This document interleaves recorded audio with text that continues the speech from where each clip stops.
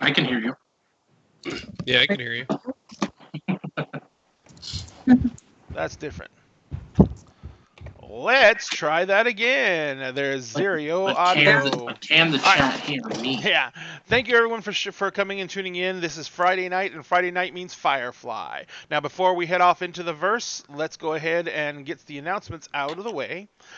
First off, we have our usual, our race to 7K on Facebook. We're trying to get to 7,000 followers, and we're doing a hell of a good job. We have a giveaway going for that contest, and you see in the center of the screen right now, there is a scroll going through that's going through lots of pictures. Those pictures are of miniatures that I have 3D printed out. Now, those miniatures are all HD quality.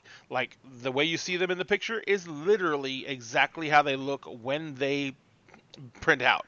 So, what's going on is when we hit 7,000, the moment we hit 7,000 followers on Facebook, we're going to give away every single miniature pictured on that giveaway to one person.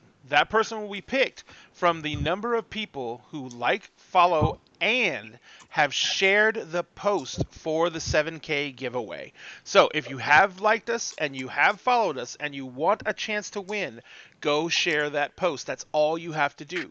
If you haven't liked or followed us, then go ahead and go to Facebook, find Dinner and a Game, and like us, follow us, and the post is pinned at the top of the page. That will get you entered in the contest. Now, what's our count, Jessica? 6683 and only 50 shares at the moment on that post. So that means there's only 50 people out of 6,683 that are entered to win. So right now, your odds of winning are a little bit good. Oh, and by the way, about 4 of those shares are probably me. So yep. So it's not even 50 some odd shares. So your odds of winning right now are really freaking good. So please go like the page, go follow the page, and share that post. It's a simple 3 steps, enters you in, and it's like $200 worth of minis. Now, we have a couple other contests. Going to try and get through them real fast. The next one is our Twitch follower contest. We are trying to get to at least 200 followers on Twitch. I don't have Twitch up. Does anyone have Twitch up? I don't remember where we are on follower count. But I do. Do you know where we are in followers? We have 86 followers. Wait, let me refresh that. Make sure it's right. I show 86, but it might be different now. I don't know if I can even get to it very fast right now.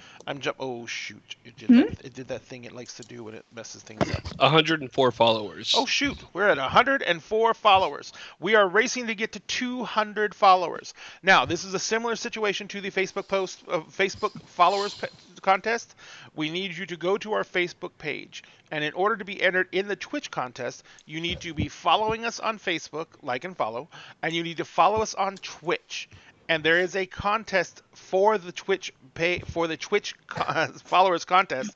You need to share that post, and you will be entered in to win that contest. So, what we'll do is, the moment we hit 200 followers on Twitch, we are going to draw from all of our followers, all the people who shared that post, and select a winner. Now, you also, hopefully, I think I added the minis onto the stream this time, with the scroll going through, and there is another set of minis. It's a much smaller set, but it is 3 incredibly badass-looking hero figures, and then an entire Johnny Trinity.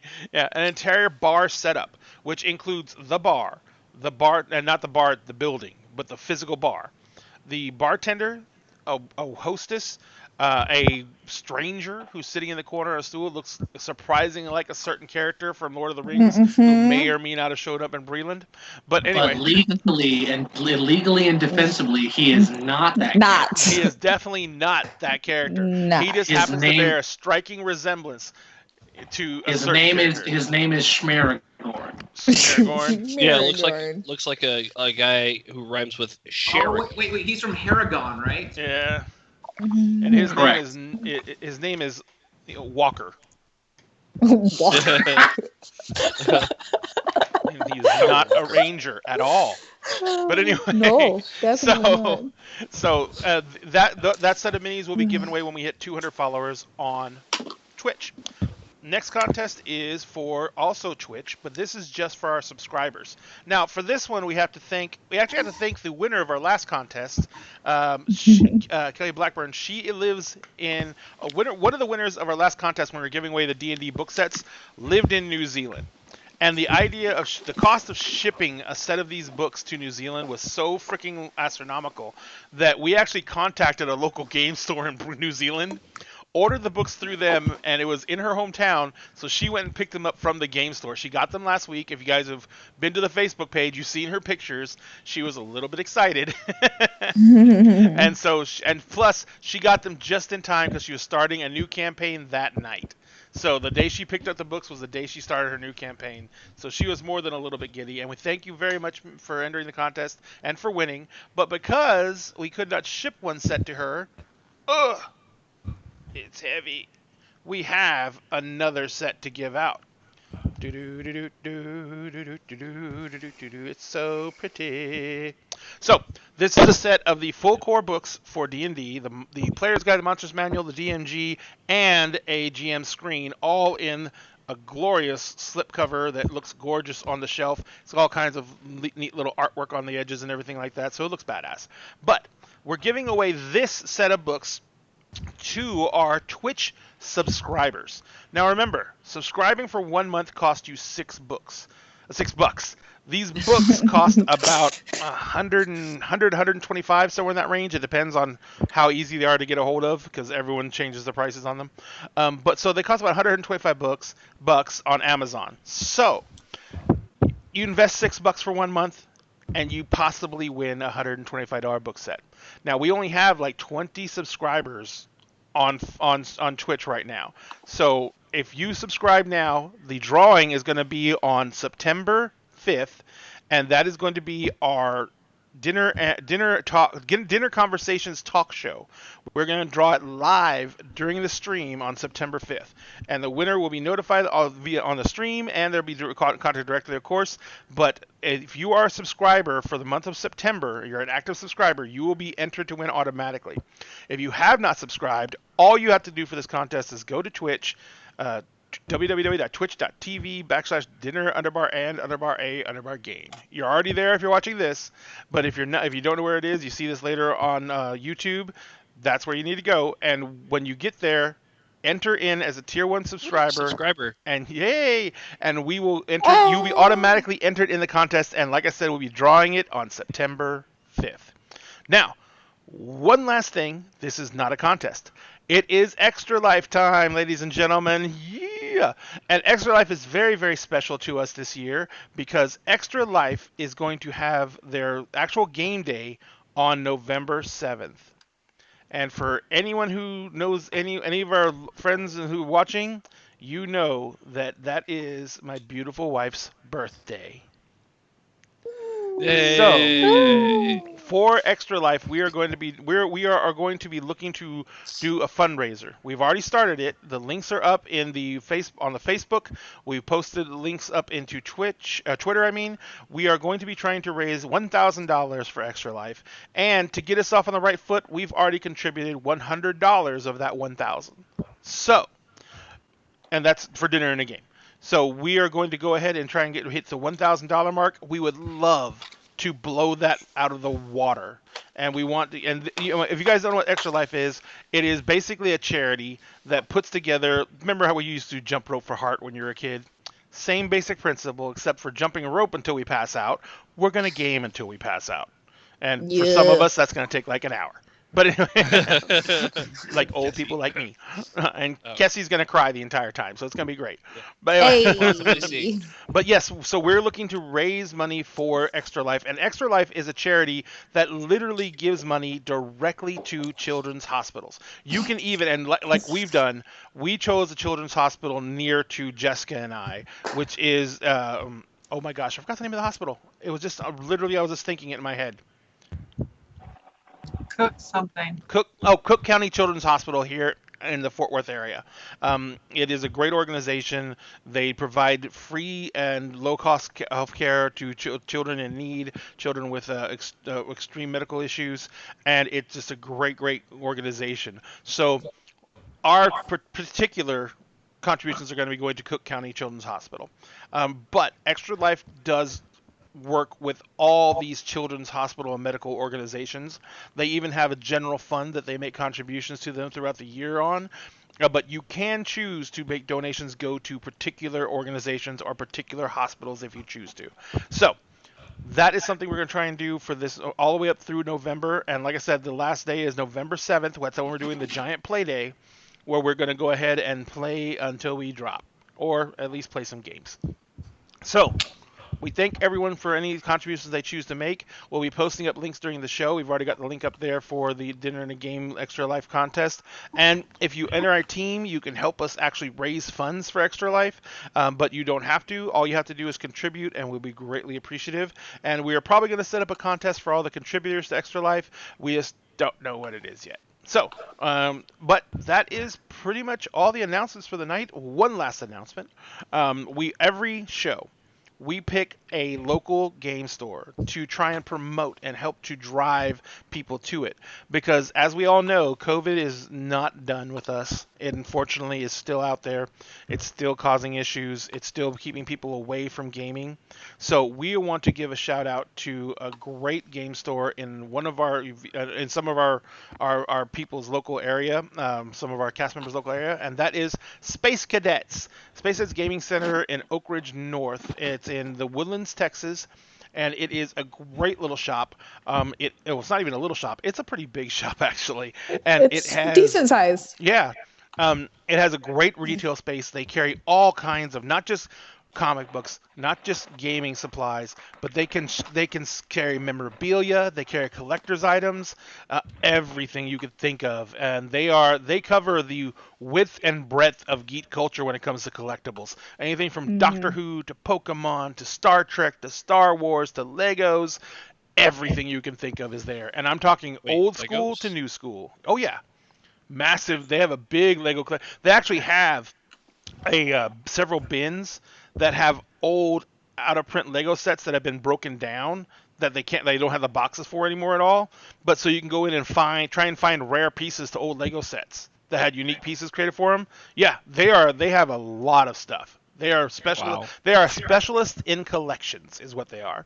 So if you guys are in the Woodlands area, it's right off of 45 North. It's easy to get to. It's like literally 3 blocks from the highway. You guys can go in there, and they used to have a cafe, but I think it closed down. Last time I was there, I don't remember seeing the cafe was still shut down. Yeah. They used to have a little cafe in there. It used to be great because you could take your kids there, and then, they literally had kids' days where the kids would come out and spend the entire day there. And you could pay to have their lunch and everything for them and everything like that, and drinks and everything like that. It was great. But they are a great store. They have great people. They're huge in the fandom. They actually have small mini cons at the store where they have people out to sign, like artists who work on the comic books, to come out and sign the books and everything like that, and artists who work in the Magic the Gathering art to come out and sign cards and stuff like that. So they have that all the time. Of course, now it's not been happening as much, COVID once again, but this is the type of thing that we want to promote. Stores that help us create a community are the stores that we want to survive no matter what.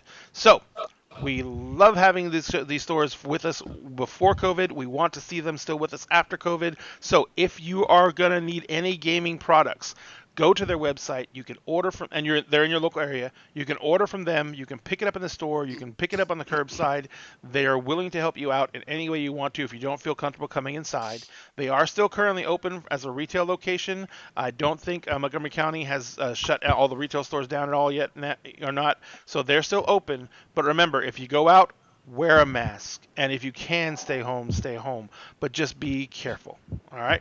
So it sounds like a really cool collector store. I guess they collected a fan. Oh, God. And I had to do at least one pun. And now that pun is out of the way. All right, so I think that's it. Does anyone have anything else they want to announce? I can wait till we're either going to go break and come back because I don't want to waste any more time right now. Oh, okay. Well, you could. Is it something long?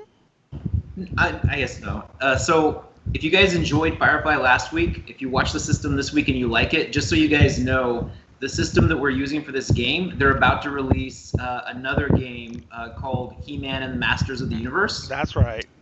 And it's also based off of a Cortex system.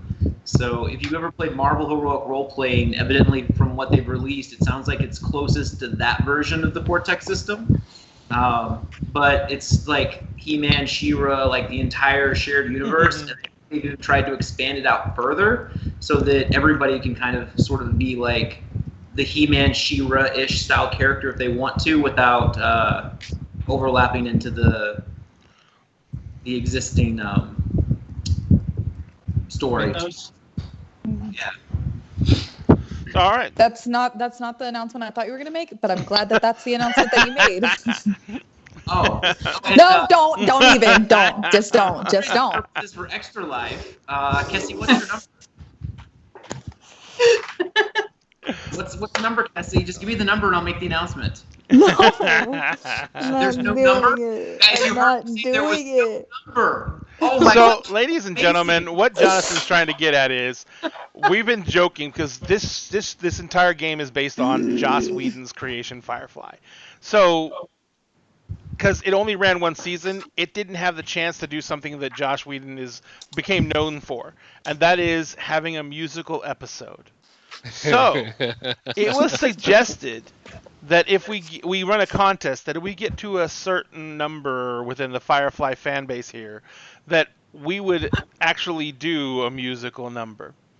And I don't know, I wasn't on the call at the time, so I don't know how exactly Kessie got volunteered to be the lead in the musical. It's because I unfortunately decided to mention the fact that I sang in choir for 5 years straight and made it a varsity women's choir for several years. But why are you so against this? because I don't sing by myself, and like I get super. It's You're a not gonna sing musical. by We'll yourself. all be Shut up. I'm just singing. glad that it's you and not me getting targeted by this. Oh, you're I know. Oh, you're Why dancing, isn't son. It you actually sing in front of people still. I don't sing in front of people anymore. I don't No, do I'll it. do I it. don't do it. Scouts I'll do honor. it. I just don't want lead. Every time your character sings as the companion on the ship, I will hum in the background. I'm in the background. He'll keep melody with his humming. right. So anyway, All right, ladies so and the gentlemen. game. So to get to the game. So last we left off on Firefly. 20 minutes later. Last we left off on Firefly, the crew had gone through what we call flashbacks, and those are a bunch of scenes that we put together in order to show how the crew came together. Basically, all the different crew, the two Joshes are playing I guess you'd say the core of this crew. They're a pair of brothers. What was your last name? Oh my God, it was just Parrish. The Parrish brothers, and they basically are running a ship, and they. Josh Runyon is playing the captain, and Alan Parrish, right? Yes, sir, Alan Parrish. And Josh Hawkins is playing his brother, the engineer. What was his first name? Hank. Hank, yes, right. Hank Parrish. Yep. And they basically were looking for crew. And as they went through the universe, they started picking up folks here and there. Who was the first person y'all picked up? Was it Kessie or was it Lauren? Lauren, I believe.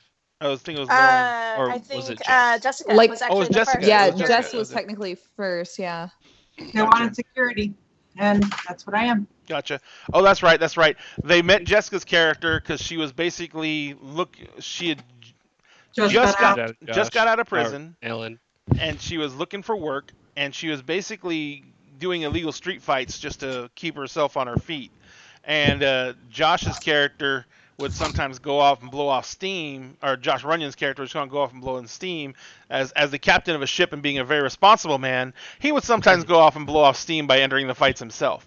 So he and Jessica's character met because they got pulled to fight on a fight card to fight each other, and Jessica basically beat the crap out of him. All right, man. And so they basically they met. That's how they met. They brought Jessica on as security for the ship.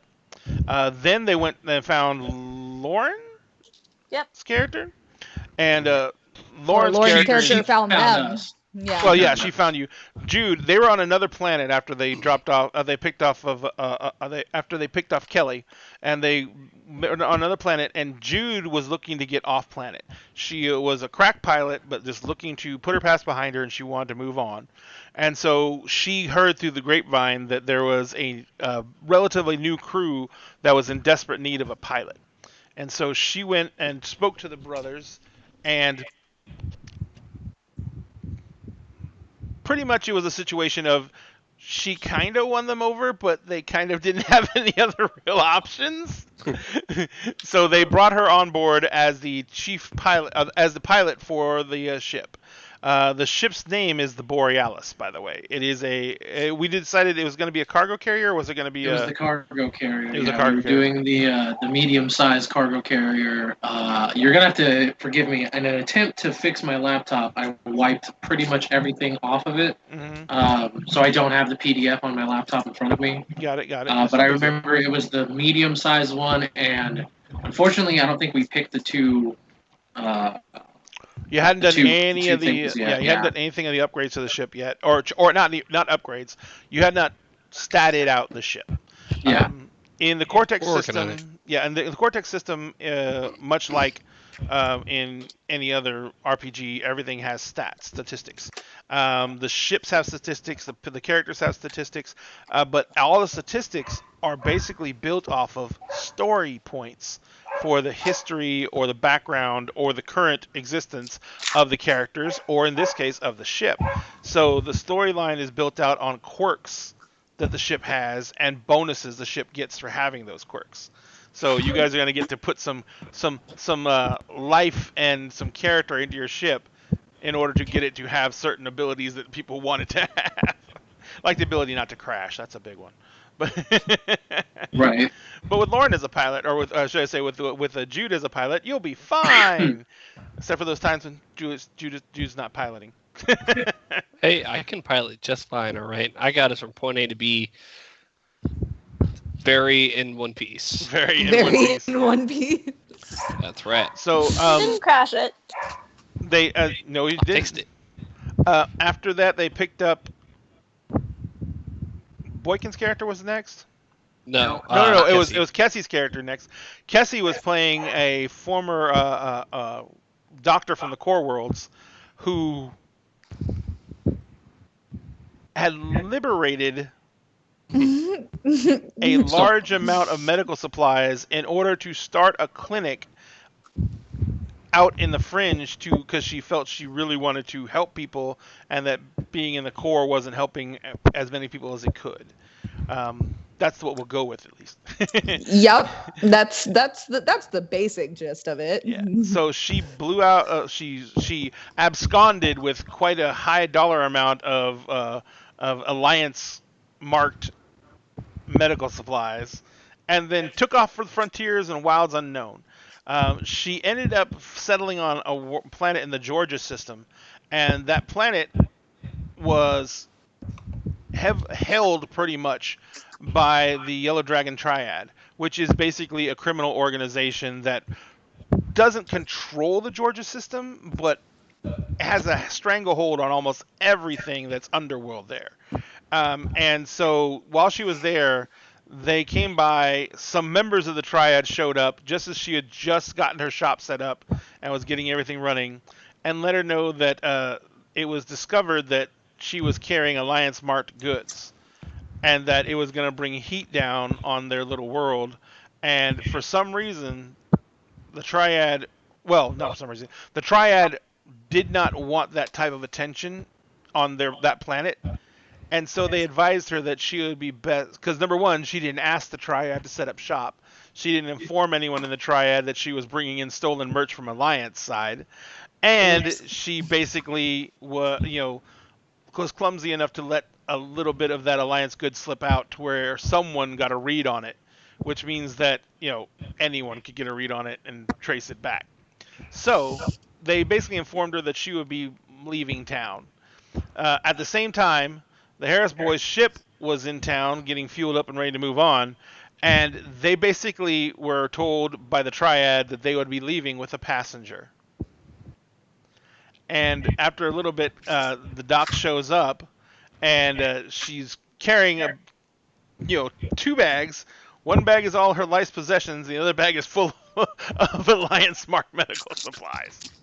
So they take her on board, and she quickly lets them know that she basically does not have, really any other funds to pay them. But she's willing to work and trade, and that she's a doctor, and she has all these medicines with her. So the boys, not being one to shy away from a little bit of contraband, or several life sentences worth of contraband. Oh, we lost Josh. Basically said, greenlit her coming on board, and they gave her a place to stash the contraband to basically hopefully keep it from getting it out into the hands of anyone else who could possibly lead the Alliance to them. And then finally, they met Jonathan Boykin's character. Josh. There's too many Joshes. Josh. All the no, Josh. Sir Josh. Jonathan Boykin's character, who is help me. My brain just went. Companion? A companion. And he is a companion that was off-world. He had taken an off-world client for him, off-world, and the client was basically being very insistent that Jonathan's character Baden, was going to stay with him for longer than the agreed to term of the contract, for which Baden basically put out a wave looking for a lift out, and he kept the client happy and placated long enough for the Harris brothers, who caught the wave, to come flying in and land and give him a lift out of system. And they, for the most part, got him out of there unruffled. There was a little bit of tension at the end when the ship was actually landlocked, and Baden had a little standoff with the dock master. But I feel like I got me out of there on their ship. Pretty much. Pretty much. But after that, they basically took off, and that was pretty much about 3 months ago in real time. Now, they have been running together as a crew for several months now. They have been doing odd jobs, mainly probably fairly legitimate stuff. Just doing, milk runs back and forth, trying to keep things light, not making a ton of money, but keeping the ship flying. All right. And that's the big point of the world is, if you have a little bit of independence, you hold on to it.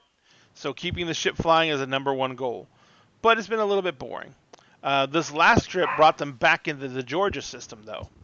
And as they came into the Georgia system, they weren't even in system for like a day when they got a wave, and it was from a very familiar figure, the same triad man who had thrown the Doc off-world, thrown Harrie off-world, and basically he informed them that last time they left, they were told that the doctor, as part of her tax for having disturbed business as usual for the triad, was supposed to have left that nice big bag of medical supplies behind at the spaceport. And they said, okay, we're sorry. We'll meet you at XY coordinates. And the last thing we left with was Alan Parrish looking at Jude and going, so how fast can you get us out of here? So that's where we left off. We will take it back up from there, and I will leave it in the capable hands of my amazing players. Jude and Alan, you're both still up in the cockpit. He just said that to you, Jude. What is your response? I can get us out of here as fast as you want us to, Captain. Where are we heading? Anywhere that ain't here. And I mean, literally anywhere. Okay. So I put in the coordinates to not quite the opposite direction of where we're headed, or where we sent the triad people, but the same, about 90 degrees off, closest to the off of the planet where we sent them to. Okay. Well, so Jude, it looks like at least at first, like we're starting to head the same direction before we veer off and shoot off. Gotcha. So are you going, when you start setting this out, you tell them to meet you at X time, which would indicate you're going to be flying at X speed. Because you know that if they know you're in system, they're tracking your ship's beacon, which means they'll have a good idea of where you are. You've got 3 things you can possibly work on to get this to work in your favor. You can go towards the location like you were planning, and pretty much do a flyby and keep on going. But you can like go much faster, do a hard burn, and go much faster than they were projecting you to go. And they'll eventually catch on, but hopefully by the time they catch on that you've like done a hard burn and are super accelerating, it'll be too late for them to catch up. That's one option. A second option is something that we saw the Firefly crew use, and you would have to probably get with Hank on it, but the Firefly crew use crybabies. They use one to send a false SOS signal, and they use several to send out dummy beacons that had the same transponder as our ship in a whole bunch of different directions, thereby screwing up the Alliance's ability to track them. So that's another option. Pick the crybaby option. That takes up one of our picks. I can't remember if it's a distinction or an asset, but it's an asset. Mm-hmm. So this is kind of like helping us. I'm kind of using this scenario to help us build out what we want in the ship. You know what I mean? So I know that we were looking at one of 2 things because we can only have one asset, correct? No, you get 2 assets and 2 distinctions. Okay, 2 assets. Okay, so I think the 2 assets that we wanted were probably going to be the shuttles and the what's called I just had it. Hauling equipment, since we are cargo ship. Yeah. So no crybabies then. So we would not have access to the crybaby then. Correct. So and the third option, of course, is actually going to the location and trying to find a way out of it once you got there. That sounds like a bad idea. Yeah, I didn't get the sense from the captain that was something that he really wanted. So technically, there is technically a 4th option, and that's one of us could spend a plot point to create a D6 asset of a crybaby that Josh, the mechanic, would have to build and make, but then we would have a D6 crybaby to use for. Well, actually, one of the what's called? I think actually, never mind. That's customization. Never mind. We don't get a customization yet. Now, the nice thing about spending the plot point for the asset is if you want to, at the end of the episode, you can also buy that as a permanent asset by spending episodes. Mm-hmm. And you guys could spend this episode or something else like that. So, what we're looking at right now is you have those possibilities. So you guys need to decide what you're going to do. Well, let's see. I could technically spend the last episode because I was working on the ship most of the time, but I just didn't say what I was working on. Right. Could have been working on a crybaby.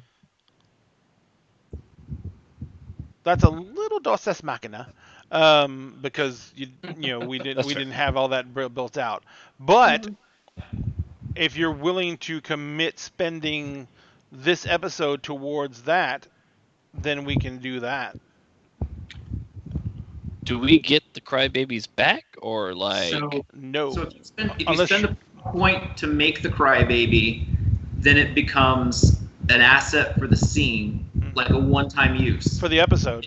At the end of the episode, if you spend whatever the episode cost, I think it's in the book. But if you spend the episode cost it takes to upgrade, I think it's 1. To upgrade the asset that was used in the game to something that's permanent, then it permanently goes on the sheet, which means that basically every time we need to use crybabies, they're now part of the ship. So it's assumed that as they're used, we keep refreshing them. Does it make sense? Yeah. Yeah. So I got a quick question because I, in canon, may have already accidentally chosen something and set it in stone. Is there an asset that we would have in like hidey hole compartments for like smuggling? Because I said that I already had one of those on the ship. I'm looking through the assets right now. Choose universe, customizations. Yeah, that's a customization, not an asset. Awesome. Then there's one customization, but I don't know if we can have that yet. Smuggler's Delight is the customization you're looking for. Because the first one on Smuggler's Delight is called Hidey Holes. Yeah, I just had made it that like there would be like essentially like a hideaway, false wall, false door kind of thing where you could fit a couple people in there, like, or a couple, like you can fit some stuff in there, but like a couple people's worth in there, because Alan survived that attack with the Reavers and would want like somewhere to put the crew. So what happens should the ship get like boarded or taken? And like Jonathan was saying, you can spend that D6, the one plot point, to get the temporary D6 asset for the Crybaby for this episode. And then at the end of the episode, if you want to keep that, you have to spend the number of episodes equal to not the D6 cost of the Crybaby, but upgrading it to a D8, and that makes it an asset. Well, technically, it's a customization, not an asset. No, the Crybaby is a signature asset. Oh, I was talking about the hidey hole. No, the hidey hole, yes, it's customization. I mean, yeah, I can, I guess, spend this episode making a Crybaby. Well, it whatever. would cost more than this episode. Oh, and because last it's episode. upgrading it. It's upgrading it from a D6 to a D8, which I do believe on assets cost you two. Yeah. I think it costs you I think two. you can buy it for the ship as at a D6 and then later upgrade it to a D8. It just won't be as like good of a version until then. Unless this will say you have to buy it at a D8, which I'm not 100% sure. That's what I was thinking.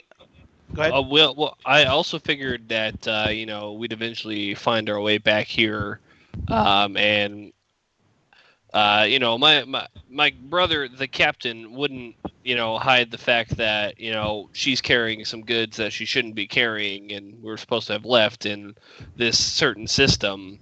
So I'm like, oh god damn it, not again. And so then just spend some time building Crybabies. Because we ain't outrunning nobody. No, you're definitely not. You need that extra time. You need that extra distance. So, you said we were getting 2 extra plot points for the flashbacks, right? Yes, and everyone got 2 extra plot points for flashbacks. Yeah, then I'm going to get on the intercom, and I'm going to say, attention passengers, this is your captain speaking. We have run into a bit of trouble here. Would like to see the dock as soon as possible. Everyone else, just get ready for mischief. Oh, jeez. And then I'm going to switch over to just Hank, and I'm going to say, little brother, how long is it going to take you to get a Crybaby ready? Oh, heck, I don't know. How long we got? How long? That's all the time I need. All right. I know you can do it. Yeah. Can I also spend a plot point to, like, bolster this and make it go faster? Like, have him, like, throw something together? Or Here's the thing. When you spend a plot point, all you really got to do, like Josh's explanation of the preparation was already there for making a Crybaby, because he knows that the ship is not fast. So he knows if you guys need that extra time, that he's got to find a way to give it to you because this ship takes the time to get up to speed and it doesn't change, it doesn't go very fast in the first place, so you guys need cover. So that is a good enough explanation and reasoning for him to have pre-prepared the crybaby. So when you spend the plot point for that D6 asset, you are basically saying that it's going to be part of this episode. There's no, he's gonna explain it where, like I already had the crybaby ready, semi-ready to go. Yeah, We just so it's not like a the more you add, the better it is. It's just like it's introducing it into the scene. Right, exactly. Got it. If Rick says like Deus Ex Machina again, that basically means spend a plot point and you can fix the problem. Yep, pretty much. That's why I said plot points are the meat and gravy of the game. I mean, like literally, we could be in a shootout, and you could like have given away your gun, and they could have like metal detected you down, and a fight out's about to happen, and you could plot point yourself into like a non-metal weapon so that you have something for the fight. By the way, John, I can hear your fan. Oh. You guys don't understand. It's like 90 degrees in the house without a fan. Oh no. I think we all understand. We live in Texas. It was 110 all day, Jonathan. I have something called a swamp cooler. Oh, that doesn't sound nice at all. Hey, go buy a window unit, Jonathan. Houston is a swamp, and it's awful. No. So my bedroom has a window unit basically, but like not anywhere else. Well, I said buy a window unit for the living room. Well, that's not gonna work. You don't even know what these windows look like. I do not at all. Yeah, on my drive to Austin, the temperature definitely got up to like 105 on my car. Is that better? You don't not hear the fan? Yes. Yep, that's much better. All right, also, guys, for that D6 signature asset, to make it permanent for the ship, it only costs 1 episode because it leaves it at a D6. And then you're going to be spending points to upstage it if you want to make it better. So stepping up a D6 signature asset to a D8 costs 2 episodes. So, you can definitely say... Second episode. Yeah, you can... And remember, we gave everyone an episode for last episode as well, so you could spend last episode on getting that plot point. But then you can't use that episode for callbacks. That's fine. This is like we need this now type thing, and it's probably gonna save our ass because I don't think we could survive a fucking shootout with a mafia.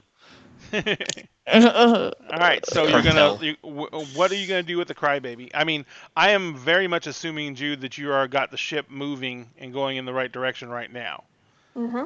The other thing that would help, or one other thing that would help you out a lot, is you could fire the crybaby in the direction you're supposed to be going, and then do something very illegal, but then again, you're out here in the middle of nowhere, and turn off your transponder and fucking run for it. Yeah, that's what I was thinking we should do. All right.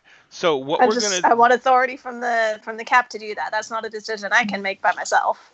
Yep. It's not something I would want to have happen straight off the bat, just in case. But like it is a backup plan. Gotcha. So you do not want to do the shutting off the transponder thing? Not only if the crybaby doesn't work at that point. Like then we can. No, we need a. If you don't turn off the transponder, then we're sending 2 signals, so they'll know that one of the 2. Yeah. Okay. Well, then I will. Yeah. Then when I'll have Hank give me the word whenever it's ready, and then like simultaneously try to like set it off as things are getting shut, so that way it's not. That way they don't notice it, because if they're tracking us and we're suddenly without a transponder. So this is what we're gonna do. It's gonna be fishy. I'm gonna build a dice pool real quick.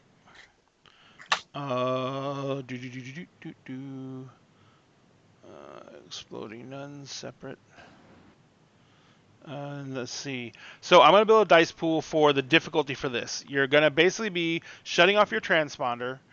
You're gonna be launching the Crybaby, shutting off your transponder, and I'm assuming you're gonna launch the Crybaby. Well, what order are you gonna do it in, Hank? We're gonna do it. Try and do it simultaneously, though. I guess. I don't know. What's everybody else's operate skill?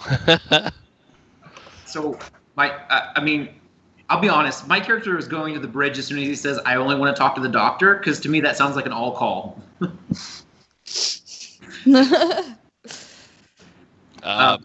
But yeah, so I think that I assume he has an embarrassing question. but yeah, so I was gonna say I think that as soon as wait, is there a way I can turn it on remotely? Turn on the Crybaby's transponder? Correct. Yeah. Perfect. I mean, you're limited because remember, it's all radio signal. So the farther it gets away, the longer the signal takes to get to it. Because we're talking stellar distances. Yeah. So basically, what I was gonna do is, we're gonna put it in the hold, and then as soon as I flip the switch, we're gonna do a full stop, and we're gonna use the forward motion to continue the Crybaby at the pace that we were going while we stop, turn around, and get the fuck out of here. So you're actually gonna put it in the airlock, and then you're gonna be cruising along, and because the airlock's gonna be open, so you're gonna be 0G airlock, and it's gonna be kind of floating there. And then you're going to stop the ship as dead in the tracks as you can. Because you can't stop it dead because, that'll kill everyone inside by pasting them against a wall.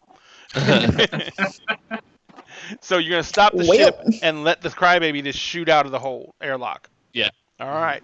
So we're going to need some rolls, ladies and gentlemen, because that ain't exactly an easy thing to do, especially at the speeds you're heading at. So, Jude, I'm going to give you a target number for your pilot check that you're going to need to try and equal or beat in order to be able to safely decelerate the ship at a rapid enough pace to give this Crybaby enough inertia to sail out at almost the same speed you're doing it without killing everyone in the process. Okay. Because the G's they're going to be forced to pull are going to be extreme. Now, Hank, you're going to need to make me... To do that, basically you're going to be setting off the transponder. Now, you can't tamper with the transponder too much because of the way that the way it works when you come into a system, and the only way you can land at any of the actual bases that'll legally fuel you up, and that's the only way you can get inexpensive fuel, because all the bootleg places charge you so much that if you keep on operating through them, you'll never, you'll go into debt. Okay? Yeah, basically we're just doing it till we get out of the system. Yeah, no, you're gonna have to rig the transponder, which is something you've probably maybe have done before, but it's always risky because you always want to set it back perfect. You don't want to make your transponder give out any wrong data, because the next time you come into a port, one of the private ports, and they're like, your transponder code doesn't exactly match your last time you were here, or doesn't exactly match the ident on your ship. We're getting a little bit of odd signal, so we're going to send down our tech squad to inspect it. And if you get busted, you basically get blacklisted. You have to go full on pirate at that point, because your ship has been blacklisted and it won't be allowed to come into any private ports, and you're going to be stuck working with all the backwater ports that you don't want to have to make a living at. All right, so you're going to need to make me a fixed roll for that, and it's going to be, so Jude, you're going to be making me a, let me check something real fast. It is going to be a fly plus a... trying to think of a mental or physical. It's going to be physical. Fly and physical. Okay. Because it's literally. So I roll both those die. Yes. Now here's the way the system works. You have as many plot points as your lowest stat trait, right? Attribute, I should say. So that's how many plot points you start with, plus 2, because I gave you 2 for the flashbacks. All right. You have that pool of plot points to start the game with. You can spend plot points to roll extra dice, like you can literally make a dice out of plot points.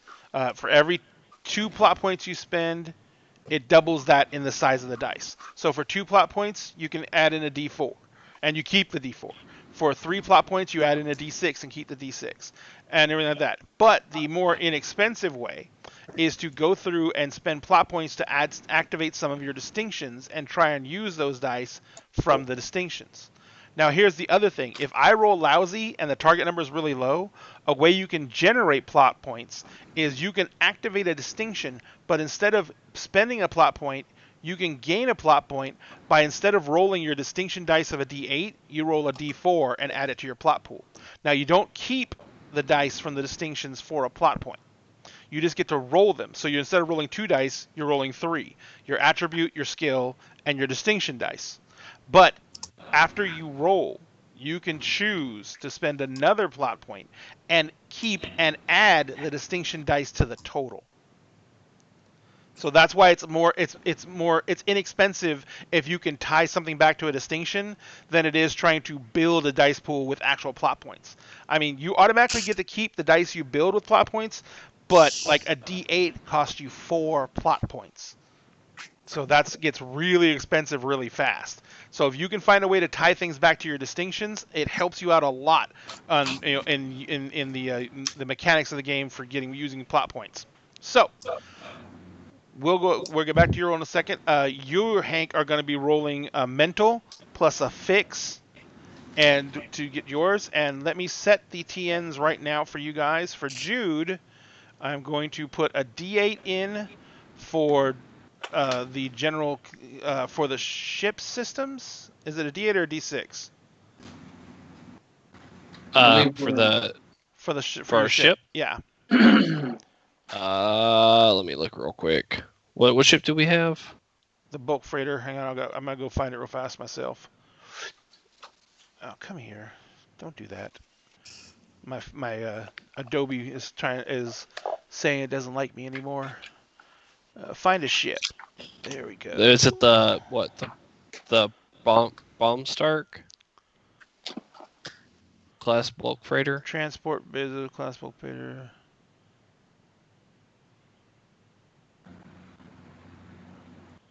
Do. It wasn't sound.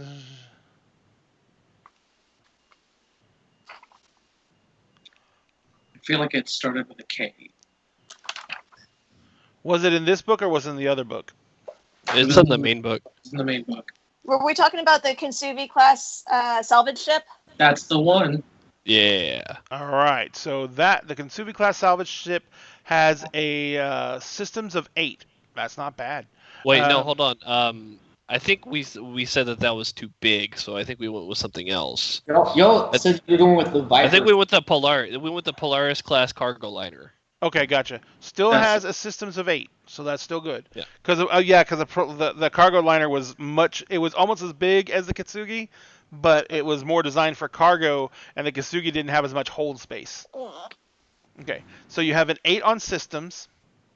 That's what this is going to be against you. Okay, so you have an 8 on systems, and then you have a D10 because this maneuver is incredibly difficult to pull off. All right, and so 1d8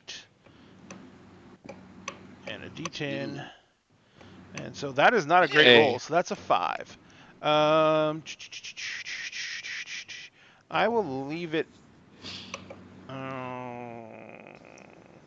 That's what she has to beat, correct? Yes, that's what she has to beat. I'm going to leave it at that for this roll because I'm not going to spend anything just right now. And so what you're going to be rolling is, now this is where you get to choose. This gives you a chance to test out the mechanism. Like I said, you're going to be rolling physical plus your fly. Mm-hmm. And like I said, if you want to, if you can find a distinction that would lean into this, you can actually spend on that distinction and either spend a plot point to get the other D8, or you can spend no plot points and roll a D4. Now, it's not very likely the D4 will help you, but it still could roll high, so you could always spend a plot point to keep the D4 to add to the total. Mm-hmm. And if you choose to roll the D4, you get to add another plot point to your pool. Right. At this point, would you say we are being pursued? You're not sure about that. Nothing's up on the scope. Nothing's active. You haven't been. You don't have anything actively around you within the limited range of the ship. Now you know that like stuff like space stations and larger ships have much bigger instrumentation, and so they have a much wider range of scan, which is probably how they caught you coming in system, or they could have just had people out looking for you and paid for information. Right. One of the things from my distinctions is something I can do when I'm being pursued, which is why I asked. Okay, I know this technically. It's the initial advent of a pursuit. I mean, you're definitely being watched. You know that. So I will go ahead and I will spend one of my plot points to do, to use that from. Do I need to tell you which one that is? Yes. Okay. It's the hide in plain sight from my on the run distinction. Gotcha. I'll spend a plot point to re-roll a die when I'm being pursued. On my next roll, both 1s and 2s count for complications. Yes. Now you notice I rolled a 1. I get complications too. I did notice. That is something that I am keeping in mind. Yes, I have complications as well. So now you're basically re-rolling 1s and 2s. And now you're re-rolling 1 die, but if you get a 1 or a 2 on any die, you get a complication. Okay, so you can now. What's your dice pool? What are your dice you're rolling? So my physical's a D10, and my fly's a D12. Jesus God. Nice. And I rolled a whopping 5 with a complication. Not snake eyes, please.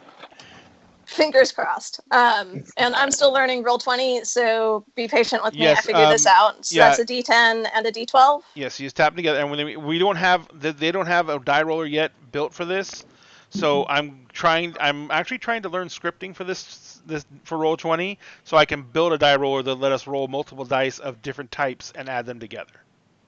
Doesn't matter, we win. Yeah. But you actually rolled a 10, which is 5 points higher than the target number that I rolled. Oh, yeah, I rolled a 5, which means one very important thing. You get to stage up your roll. You basically have given yourself such a high roll that you can now add in an incentive or an extra, a Benny, to what you're going to do. So, you basically can go ahead and narrate what happens. Okay. Wait, should I make my roll first? Do we need to release the crybaby at this point? Yeah, this is we're gonna do the crybaby release scene because since his actual role may affect what happens with that, we're gonna have Hank do his role, and let me put together Hank's difficulty. Actually, I'm gonna use the same difficulty for Hank, so it's a D8 and a D10. So it's a D8 and a D10. Oh shit! Ooh. Oh God. So I rolled a total of 16. Oh heck! And you rolled an 11. Yeah, you should always wait for me to roll first. Oh, my bad. I thought you were using... My bad. I set the TN for you to beat. So right now, I'm beating you by 5, which is bad. And you already have a complication as well. So it's at this point that you get to decide how, if, and what you're going to spend plot points on. Okay. Hold on 1 second.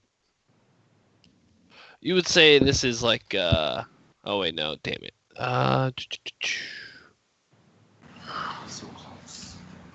Heck.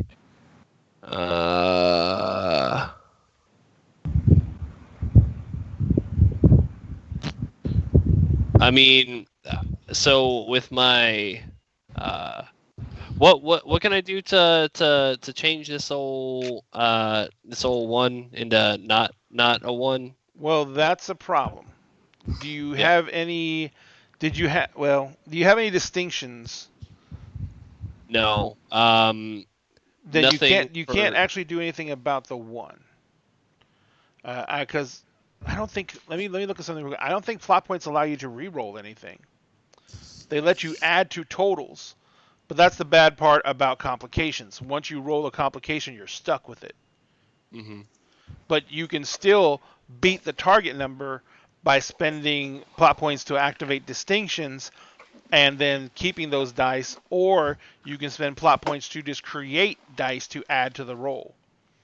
Now that's like And I said, it's that's what, very two expensive. plot points for a D. What? A D4. Ugh. Yeah, it's expensive. It's staged up by dice. It's double. It's one half of whatever the dice is in plot points to get that dice. So like for a D4, it's 2. For a D6, it's 3. For a D8, it's 4. And you can get all the way up to a D12 if you have enough plot points. So I got a question for you. Would you consider Hank and I to be in the same scene in this moment? Are you sitting over his shoulder watching him do this? No. Then no. Okay. I mean, there's no way you can directly affect what he's doing unless you're right there with him. Okay. So if you guys want to know, I ask because I've got, as the ship's captain, I've got a distinction that allows me to spend 1 plot point to take away a complication to protect the crew. That's nice. It doesn't even necessarily say that it has to be an immediate danger, but like I can just step back or to completely take away a complication with That doesn't with seem protecting fair crew. though to leave you without being able to use that, because technically, yeah, you're all in the same scene because you're on the same boat. You know what I mean? Yeah, like if he's like having troubles and he calls me down there, I could go down there and help him. Because I don't have the greatest like fix skill. He's always been more of the technical side of things, but like a fresh pair of eyes and hands never hurts a situation. Okay, what is the name of that I was distinction? gonna say there is also a. It is protect the crew and ship's captain.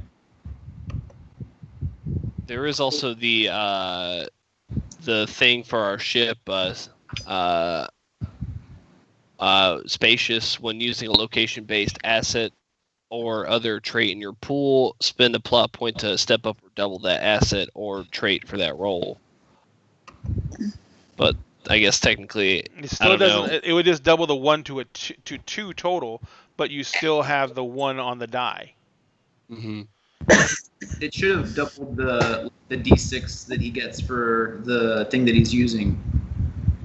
Like whatever the asset is. So like in this case, if he's using the D6 for the baby, did you roll?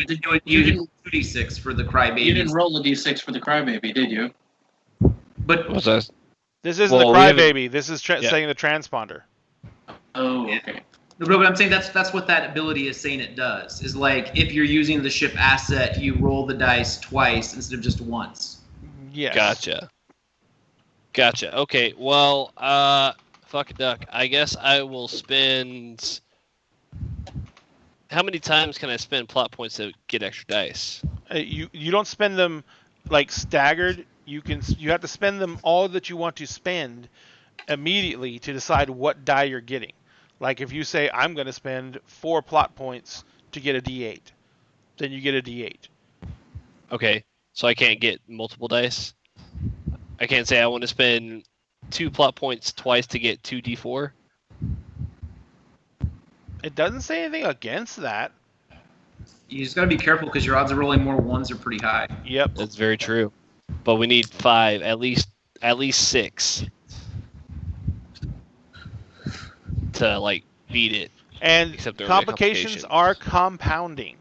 So if you roll multiple 1s, it's like a multiplier. It's not like 1 complication is bad. 2 complications is exponentially worse. 3 complications and things have gone to hell. Okay, so here's what I will do. I will spend 4 plot points to get a D8. Okay. That's what I am going to do. So now you're going to roll another D8 and you're going to add and keep that to your total, but you still have the complication. Correct. Yeah, because there's nothing I can do about that. Cool. Come on, don't fuck me. Hey, there we go.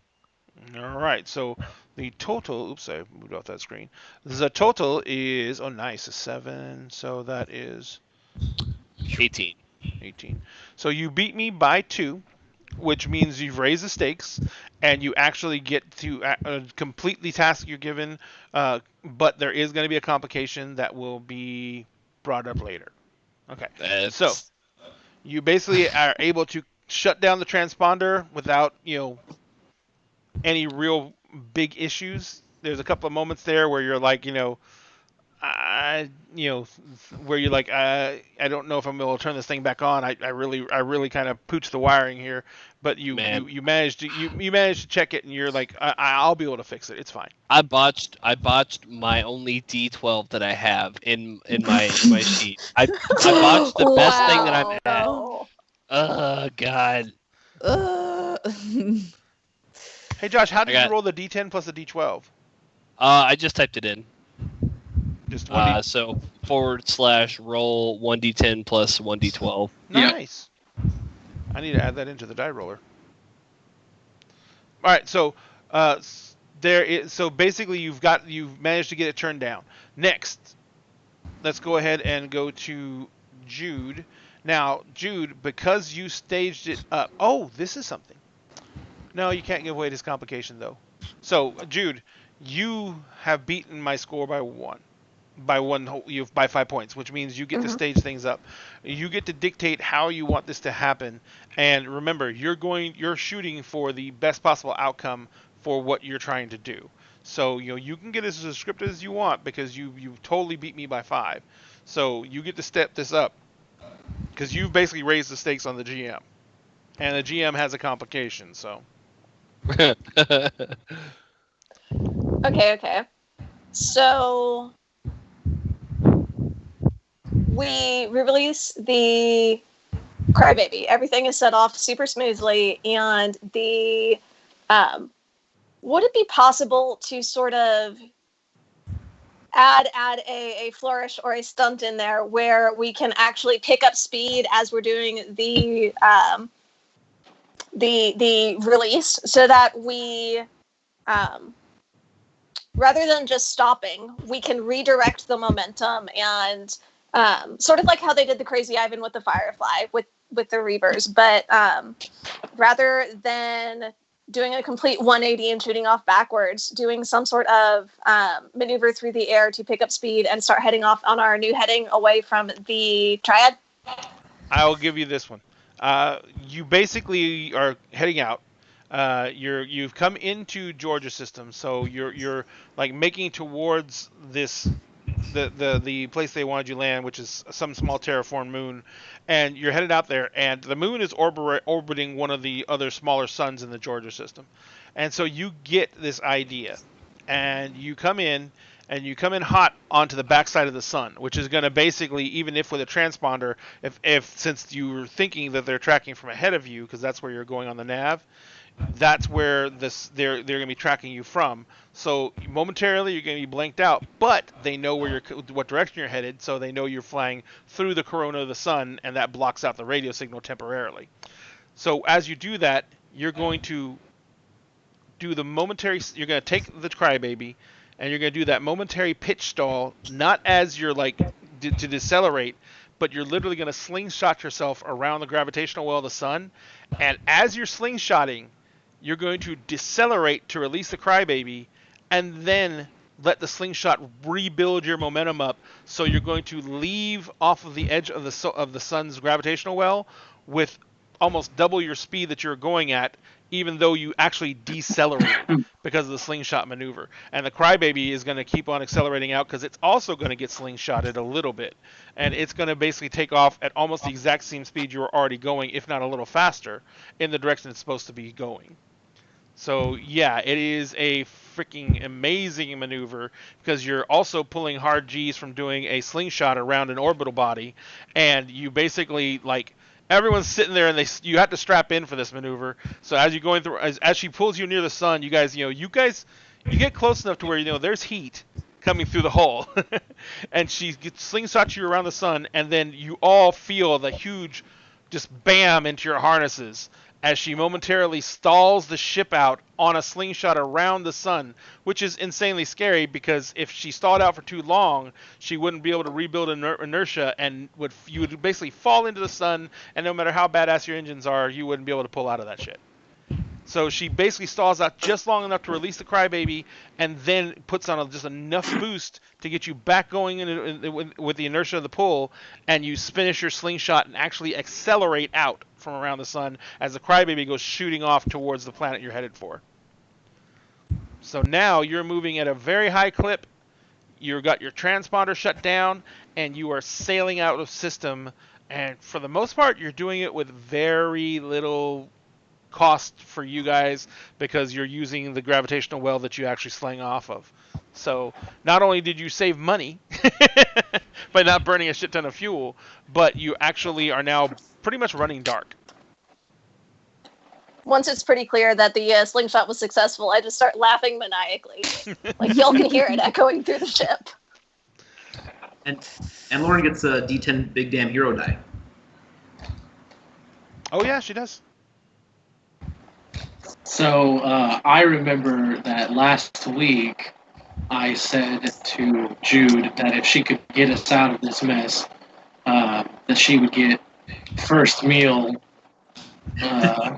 For a month. I think I said for a For month. a month. For a whole month. So I'm going to, as she's like laughing maniacally, I'm just gonna like pat her on the shoulder, and I'm just gonna say, "You earned that month. You earned the hell out of that month." I will take it. Oh, sorry. What was that? Did you look over your shoulder and get scared? By the most amazing man in the world?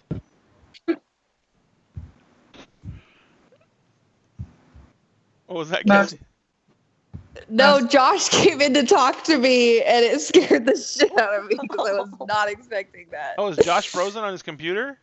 No, like the internet like had a hiccup. Oh. But I'm on my phone for Skype, so I'm not connected to his internet on my phone. I'm literally just using my data plan. So, Use the hell out of that data, Cassie. Hell yeah. Which is why I know I'm probably already over. Well, I mean, I have unlimited, but you know, like they always let you know. It's like, things might slow down after this point. I think I was already at that point, like a while ago. Oh well. So we'll give Josh a few moments to get back, ladies and gentlemen. As you guys his internet's doing something funky. So now you guys are headed back out. Are you burning, Captain? Are you guys headed out of system? Completely out of the Georgia system? Yeah, we just finished a job here, so like it's time to burn sky. Well, you're already burning sky. Right? Yeah. Like let's get the hell out of Georgia. The devil went down to Georgia. Ooh, don't ever do that again.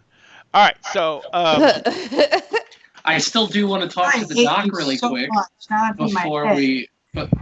before we get too far out of the system. I do want to talk to the doctor. All right, so where are you gonna ambush her in her quarters, or are you gonna? He technically did call me. I called her up to the front. Yeah. And I will go. All right. So when she gets here, I'm just gonna kind of turn to look at her like, Doc, how you doing? How you feeling? I'm okay. I guess. Checking out. You feeling all right? Sure. Good. Hey, so it's been a couple months now, right?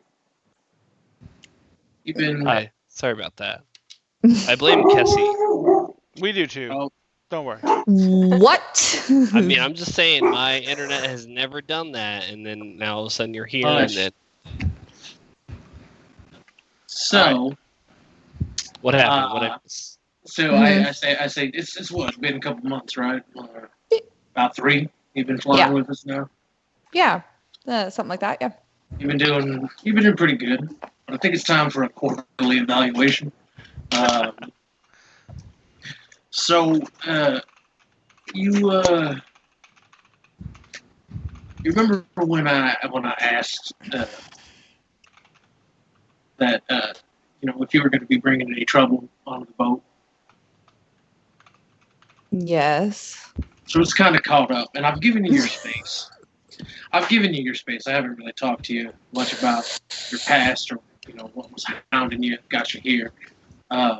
But I think it's time I got a couple of details. Mm-hmm. So if you would commence with the sharing. Well, what exactly are you wanting to know? So I seem to remember a muscle-bound fella had a very smooth way with words, telling me that I had no choice but to take on a passenger and just get her out of the system, and that she had a bag that she'd be getting rid of, which we obviously did not get rid of. Question for Ray, out of character. Sorry, real quick. Because did he ever tell me that I was going to have to leave behind? I don't think the guy ever told me that I was going to have to leave behind the medical supplies. He just told me to get out. Yep. He only told that to him. Yep. Correct? Yep. Okay, just double checking just to make sure that I was correct in that. Okay.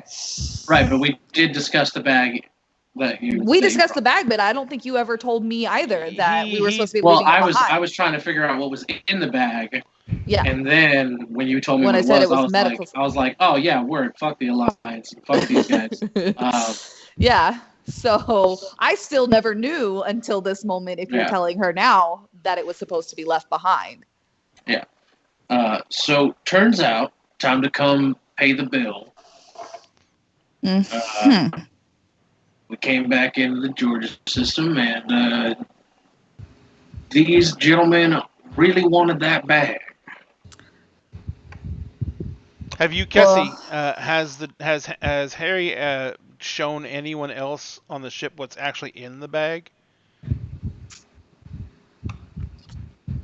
That's a really good question. Does anyone know what they're carrying?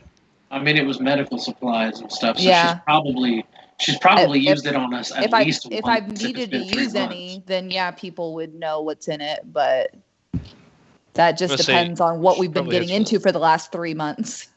I was gonna say she probably set up her little doctoring area, so she's gonna be our little take on doctor for a little while at least. Until I die. Which might be soon. Hey! Depending on how many rolls I botch. Okay, real quick. Mm-hmm. Is your character terminal?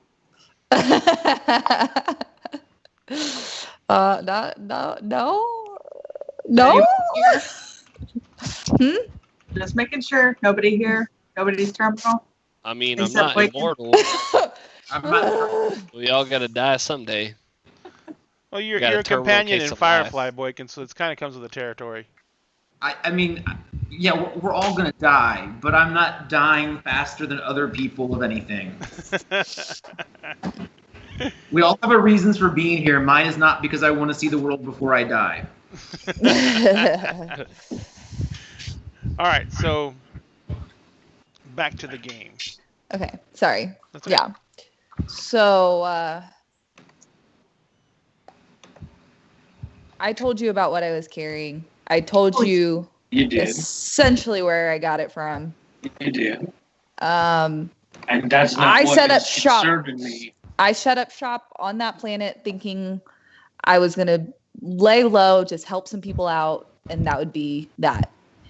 Right. They got wind of me. They asked me to leave. Well, they said nothing about leaving the supplies behind. What I'm looking for here is, in particular, names of offended parties. That way I know exactly who to steer clear of and whatnot. Because if it's just we mosey into the system and we're suddenly flagged and getting asked to go down somewhere, that's just trouble with a capital T.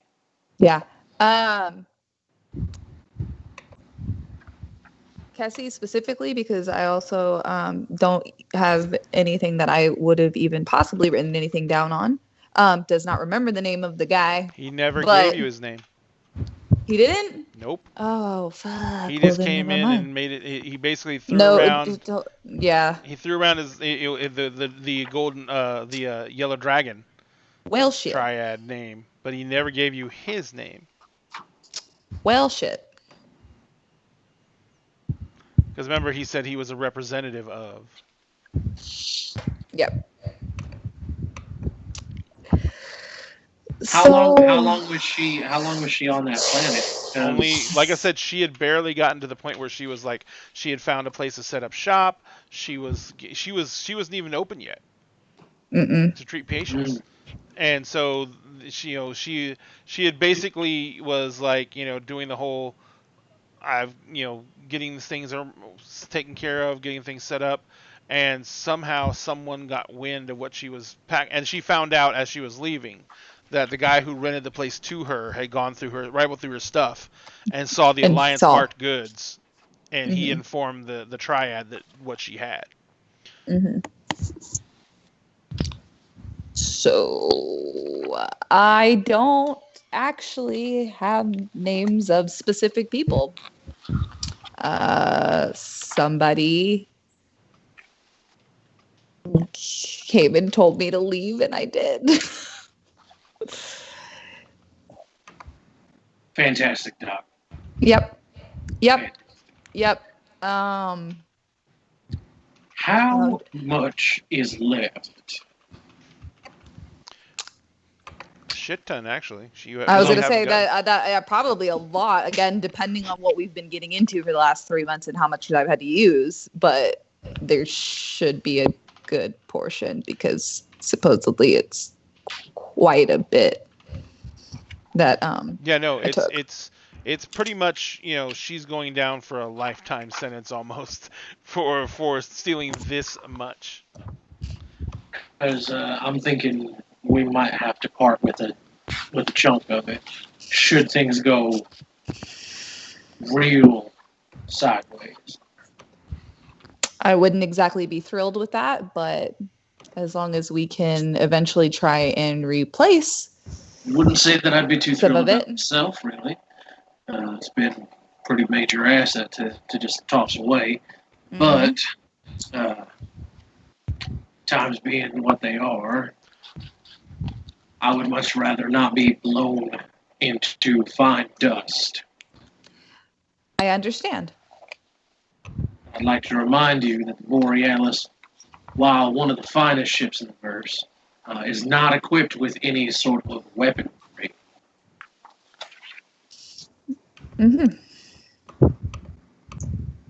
Just something to think of. All right, so Faden and Kelly, what have you two been up to while this chaos has been happening around you?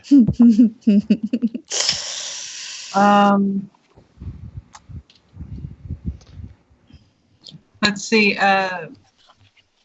The really ass crazy whipping around thing, probably knocking around my bunk pretty good. Well, you get warned ahead of time, and you're told you strap in. Yeah. And when the pilot tells you to strap in, you strap in. Yeah. So I'm probably cleaning up the puke that went all over the place from the jarring because I don't like that. You don't like that? I get motion sick. Oh, God. Oh, God. Our head of security on a spaceship gets motion sick. You need to take. Did you take that as a complication? Is that a complication on your sheet?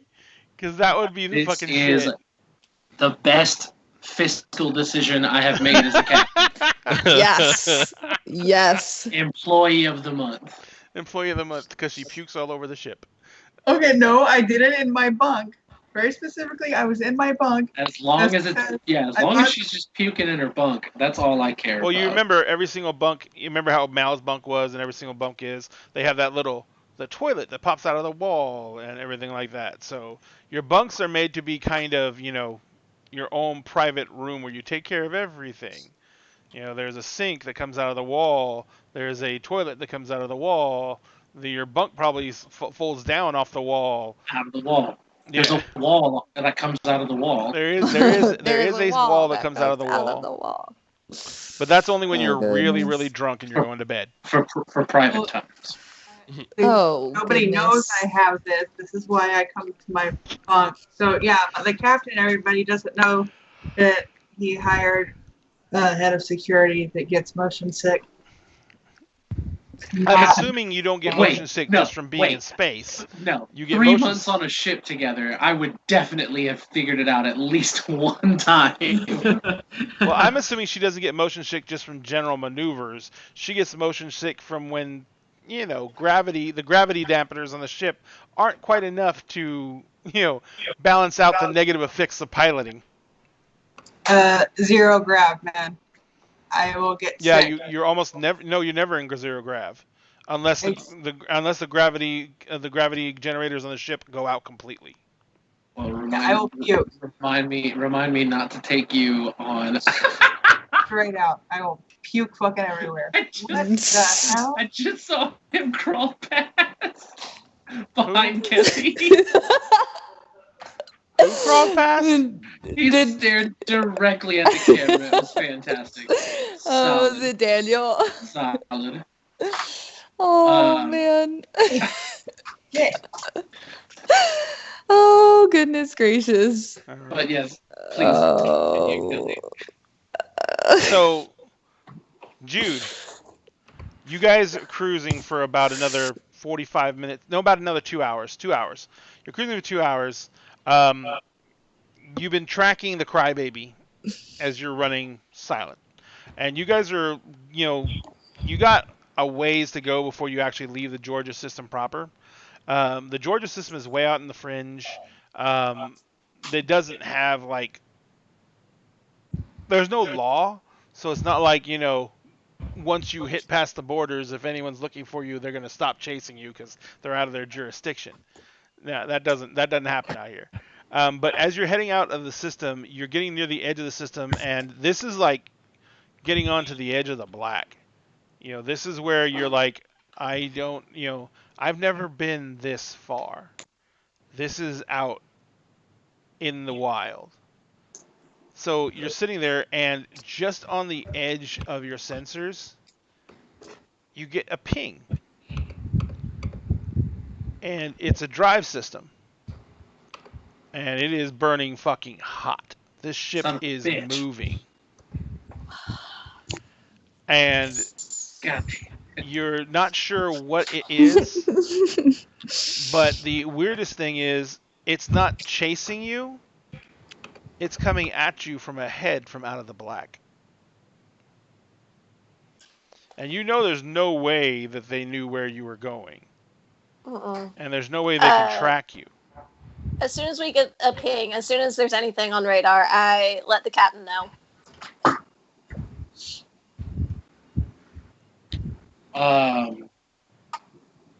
So I would. So we've got the ping. Can we tell anything about the ship other than that it's running hot? It's on the edge of your sensors. The reason that you can see it's running hot is because something's gone wrong with the ship, because the engine is fucking bleeding radiation.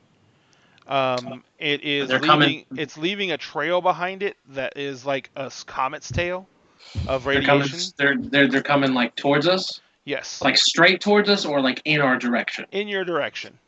Okay. Then I see that, and I just go, fuck me. And I get on comms immediately. I'm just like, hey, cut it. We're going dark now. Can do, Cap. And I hear that, and I start shutting everything down. Yeah. Now, Jude, according to everything you've been told, the idea of Reavers is ridiculous. The further you got away from the core worlds, the more stories you heard. And the one thing that was the most compelling part was the similarities in the stories.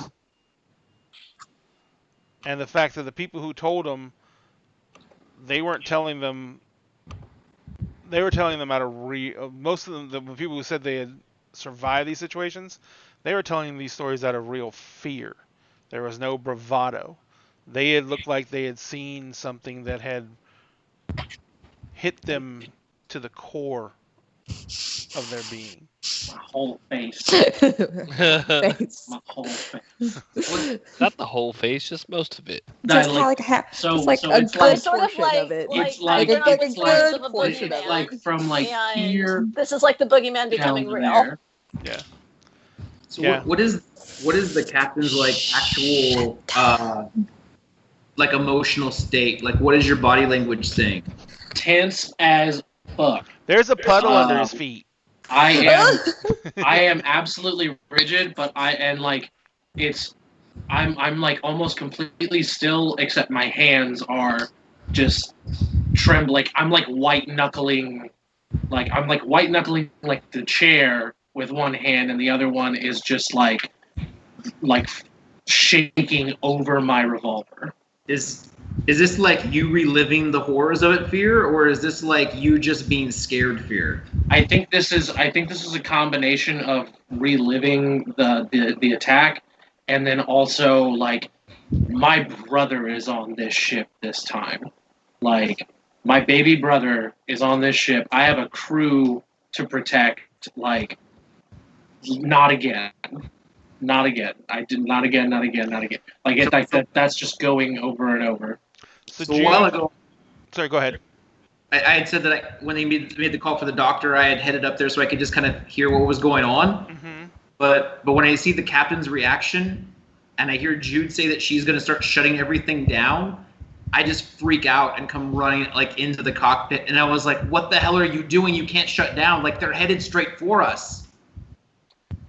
Like I am now in a panic, almost matching the panic the captain has, because if that guy's freaked out, I'm freaked out. And I'm like, no, like they already see us. Like they're headed right at us. You can't shut the ship down. Yeah, Lauren, Move. you know that if you ping them, they if they have anything active going, they've pinged you. You're not burning as hot or dirty as they are, but you're within sensor range of each other. Mm-hmm. So I would turn to Baden, and I would say, if we go dark and we've cut it all off, we'll keep floating, we'll keep moving. We can't come to a full stop, but if they can't see us, we just continue on by. They might miss us. I'm just going to turn around and look him dead in the eyes, and I'm going to say, if the deer stops running in the forest, do you not shoot it?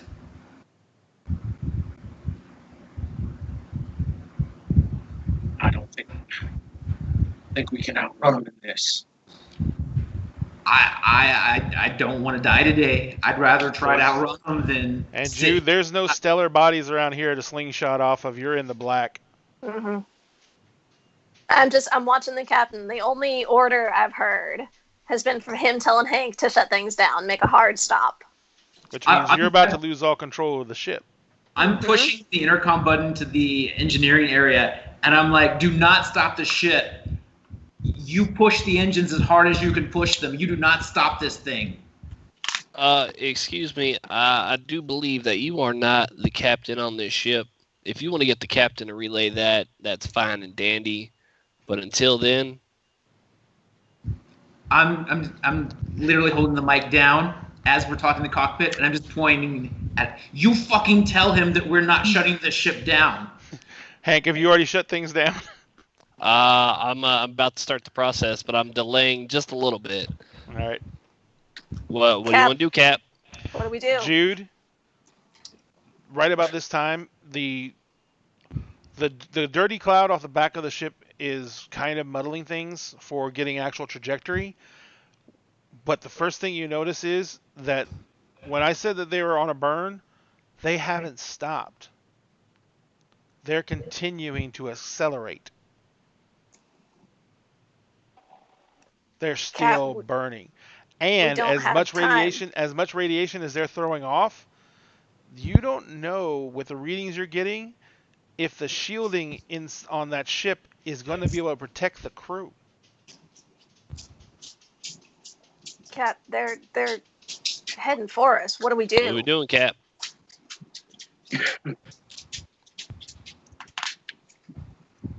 Hey, come on, Cap. We got full burn. Full burn. And then. And now we're going to take a break. Ladies and gentlemen, we will be back in 10 minutes. It's 8:37. We will be back at 8:47. Please get drinks, get snacks. It's going to get daring. We'll be back in 10.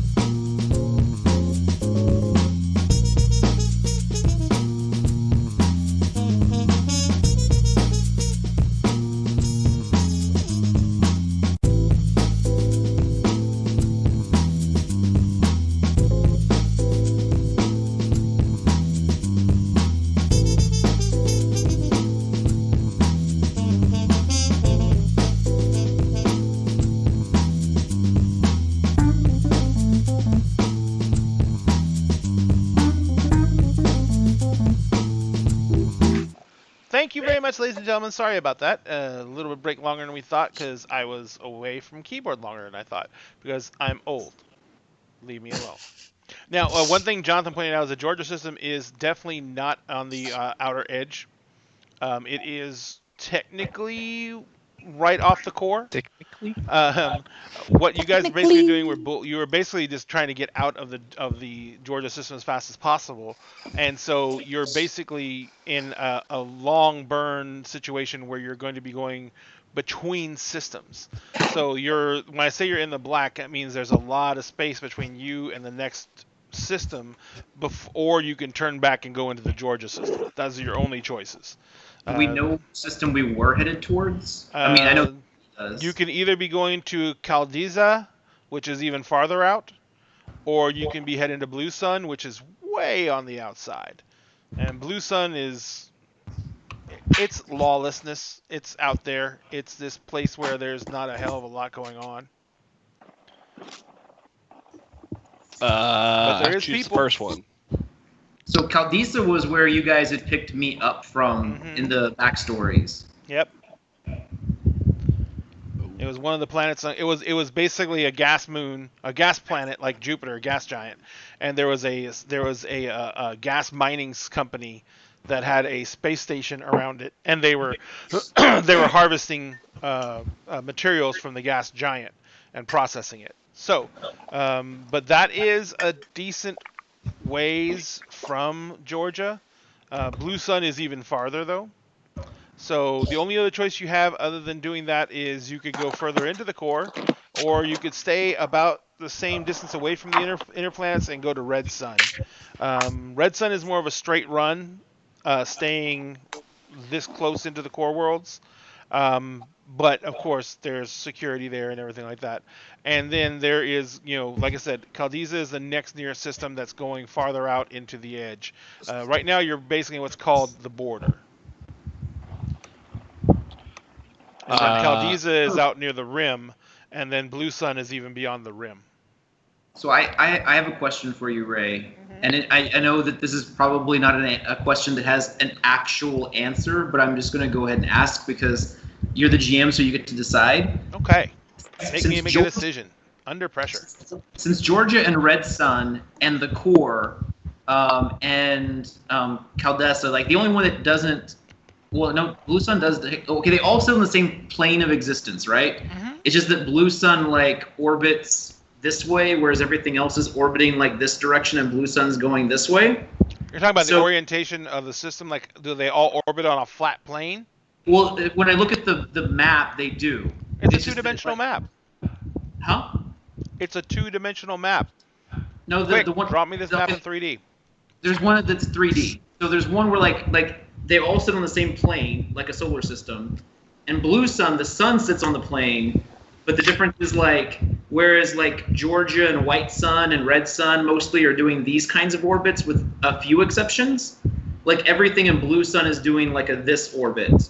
Like while the sun is going this way on the plane, the planets are going this way around the sun. But my question is not about that. Mine is Georgia and Red Sun are opposite of each other, and they're in the exact same orbital plane. Like their orbital plane around the core is the same orbital plane.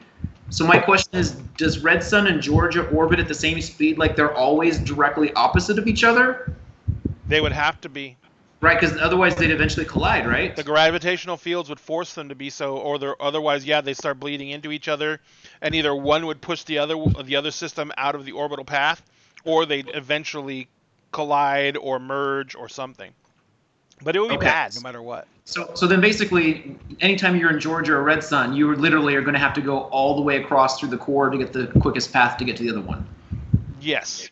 Yeah. Or if you fly in the exact opposite orbital pattern of the systems, you would get there decently fast, but you wouldn't get there as fast as going straight across. That's true. I didn't think about that one. That's actually a really clever one, right? Okay. I'm sorry. No. I was not thinking that way. Well played, DM. I'm like, darn it, you came up with an idea I didn't have. How dare you? And I'm sitting here shocked that I came up with an idea that Jonathan didn't have already. Yeah. Jonathan's brain scares me. I'm not that bad. No, All I right, meant so- your In a ability good to think way. faster than me.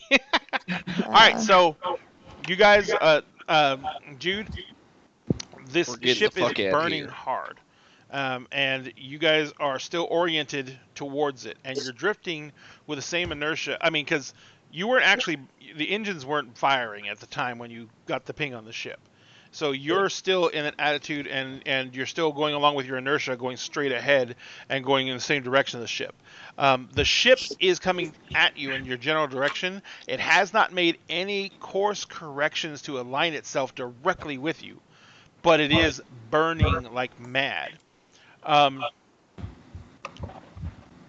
So Vaden drops the mic unit that was going to the mechanic bay, and is like running over to look out the windows and at the sensors to get an idea of like how big is that ship compared to ours. it's a little bit smaller. You can it's getting close enough, fast enough to where you can now get the sensors are now picking up the actual parameters of the ship. It's a little bit smaller than yours. It is it looks like it's some kind of transport. So it's not a cargo hauler, it's a transport ship, which means it's probably faster than yours. And it is you don't have visual on it yet, but it is definitely coming in incredibly hot. And just as you're looking at the instrumentation on the secondary, basically on the secondary station, pilot station, as you're looking at the information on that, right as you're are looking up to say something to Jude about the situation, all the power on that ship cuts out. The engines cut out. There's still tons of trace radiation out there. And you can see that it's, still trailing off the ship like a lovely fountain of sparks. But other than that trace radiation, there's no more power coming from that ship. Does that mean we can scan for life signs now? The radiation is still super high, but you can try. You actually have to let it get closer to you if you want to scan for life signs. I think we should run away. So I thought we were burning shit out of here. Security personnel saying we should go now. Quick question for Security, need to go. Yeah, quick question for everybody. Does everyone have a gun? Nope. No. So Yes. I would get I would get on the comms, and I would be like, and I would specifically buzz Kelly, and I would say, Kelly, I need guns for the whole crew. Do you have an armory on the ship? Fuck yeah. No, that's the captain. No, I meant on me. It's in my bag. So I would imagine that we would have something, at least enough for the initial crew to have at least a gun, because we run into trouble. We run into trouble a bit. We try to we do a couple of straight jobs, but overall we're doing stuff that's not exactly legal. Right. So I would say that we would probably have at least handguns at the very least. That was kind of where I was going. Is it all pistols, or do you actually have some long rifles and stuff like that? So I think Kelly is actually probably the most armed out of everyone. I've got a hand cannon, but other than that, I think it's probably just a bunch of pistols. Maybe one more rifle if Kelly's willing to spare it. Probably because you don't know the accuracy of the people using them. A couple of shotguns. Right. Oh yeah. Anytime we've come across trouble, I have gone ahead and confiscated the weapons of the trouble that we got into. So yeah, I got this. All right. Except for you. Who's you? Who are you pointing at? The doctor. She gets What? she gets a sniper rifle. Why did she get a sniper rifle? Well, shit. So yeah, I would Well, instruct. if she can do microsurgery, I figure she's probably got good aim. Good hand-eye. That's a good call, actually. Yeah, so I would instruct everyone who isn't armed to arm themselves, because I also we are have not this, we're not 'cause we're not out of the woods until we are literally out of the woods. Like until we are like in So- a different system. While Kelly is running around throwing out, getting everyone armed and set up, are you still doing the hard burn, Alan? Yeah, like I like if we're burning, if we're doing a hard burn, that means they've definitely picked us up if they have sensors at all, and so we are burning until we are gone. Well, you ping them, and okay. As I said before, if they were running sensors, they have picked you up. Yeah. Is anyone following us? Like I said, they stopped. Yeah, they didn't stop. They cut off the burn. No, they lost all power, or they shut it all down. One of the two. They lost it, or they shut it down. Yeah, so I would say all I care about is I would say burn for at least an equal amount of time that they were burning coming on us, so that way we are equally as far away from them post burn as they were pre burn. So Jude, you're basically repositioning the ship for hard burn. Mm-hmm. So you basically you're not really worrying about your forward acceleration. You're banking it around, and when you hit that hard burn, you're not going to be able to go straight to hard burn. You're going to have to build up to it, because otherwise, as I said before, you'll splatter everyone against the walls and make them jelly, including you.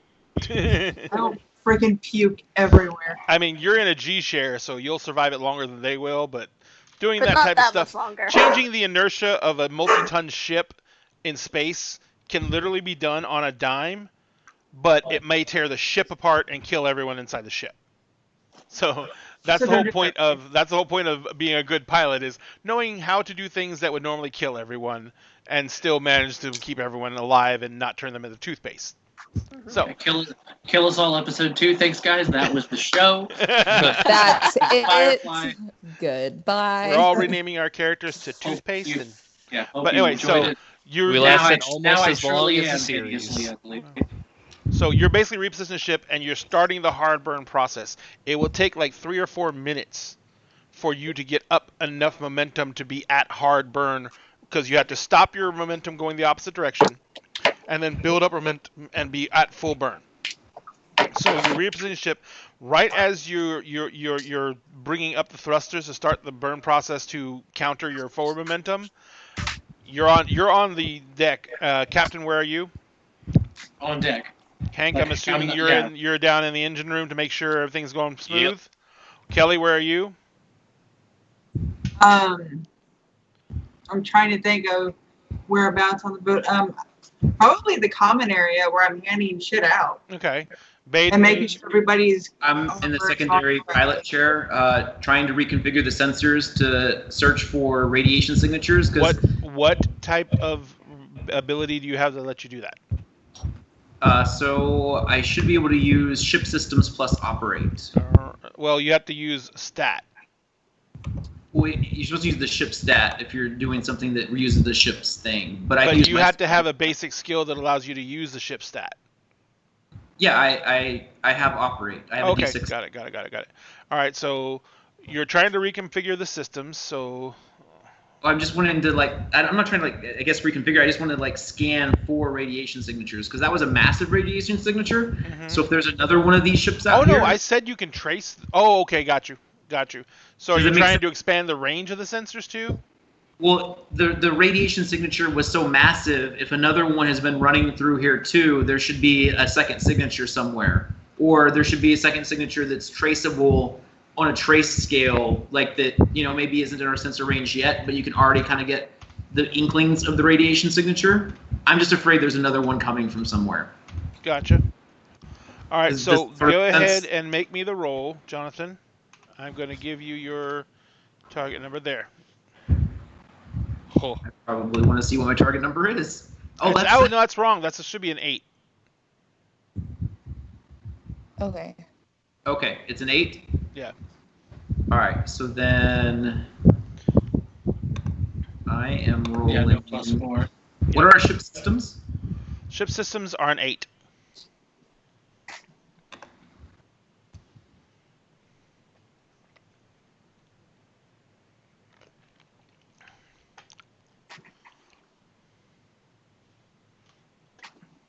Okay, so I am going to you spend a plot point, and I am going to use my eidetic memory to roll my no skill in this also, and add it to the total once per scene. Once per scene, you got it. So the D12 will Oh shit. All right. So you have spent a plot point to do that, but you can still spend more plot points to raise the stakes. So do you want to spend? You can't activate another distinction though. I think you can only activate one distinction. Oh wait, no. No, you can activate as many distinctions as you want. As long as you spend. Technically he beat it. He just kind of botched it. He didn't beat it. Yeah, he had to beat. Yeah, because it was 8. He had to beat 8. Oh yeah, duh. My bad. So yeah, he beat it, but you have a complication. All right, so Jonathan, you're reconfiguring the sensors.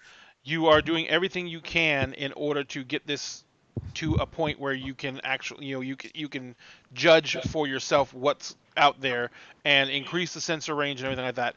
You are sure you've extended the range by at least a few clicks, so you know you've got, if there's anything behind that ship, you know it's coming from.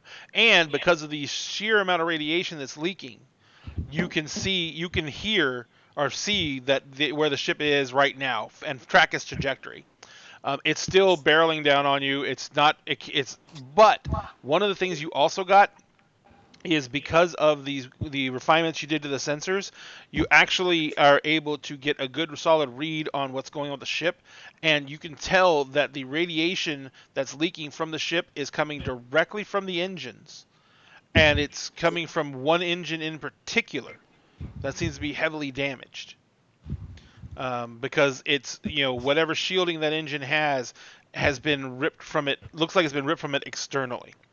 Right about that time, Jude, you're sitting at you and Baden are sitting at the comms, both the two comm stations for the most part of the ship, and you basically see that there is a very weak wave coming through. Okay. Can I go ahead and try to open that up and see what that is? Absolutely. You basically answer the wave. If you answer the wave, is it like opening a phone call, or is it like receiving a text message? Phone call. Yeah. Well, it depends.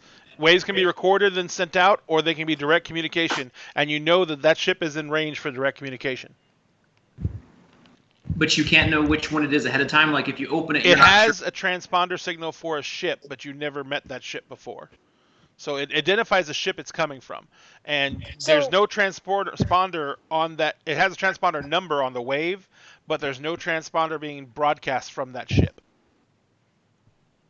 So if I open it up, does the person who sent it know that I've opened it? That I've you can open. It's just like a Skype call. You can open it up and leave it muted and no video, but it's still open. It's an open channel. So they won't be able to see or hear anything. What does the captain say? Yeah, what does the captain say? There's a wave coming in, Captain. Yeah. I'm being hailed. Reavers don't do that. I'll open it up. All right, I'll trust your judgment on that. I go ahead and open it. There is a very fuzzy. The picture is incredibly blurry and fuzzy. There's a bunch of this interference and static, and it's probably because of the proximity to all that radiation. There is a face on the screen. It is covered in sores. It is, one of the eyes is very runny, and the face it's got very very curly hair that's like in a halo around the head, and it's leaning on the comdat channel. All right, and he says,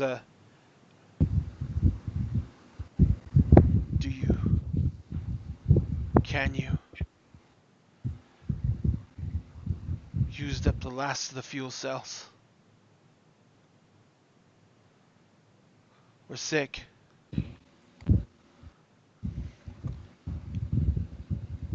We need help.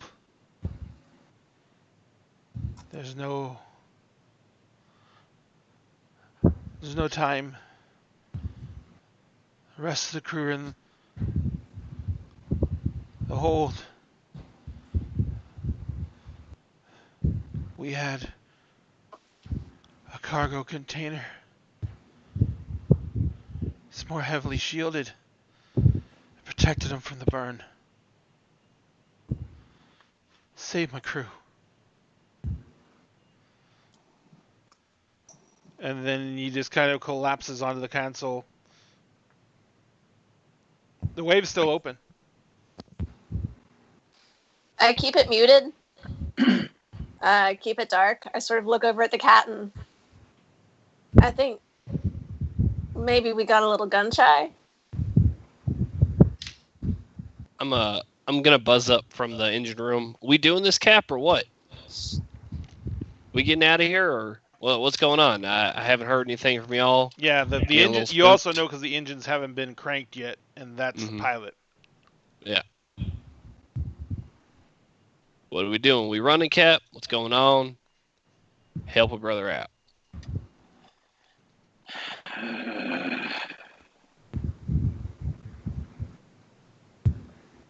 Jude, how close can we get without picking up radiation on us? A little bit closer, at least. Want me to bring us around? You've already got enough acceleration built up to where you could probably match their course and speed. So that's another thing. They're not slowing down, and if he's right, if he burned up the last of their fuel cells, they can no longer slow down. Yeah, he's not slowing down. I'm gonna turn to the captain. This ain't something. It ain't something that Reavers would do as like a ploy. Those things ain't people. Not anymore. I don't think they got the mind for something like this. Does Doc have any of that fancy meds that might help us from getting sick if we go on board that ship? You do, actually. You have several drugs that will counter the effects of radiation sickness in a person and give them some resistance to it for a time.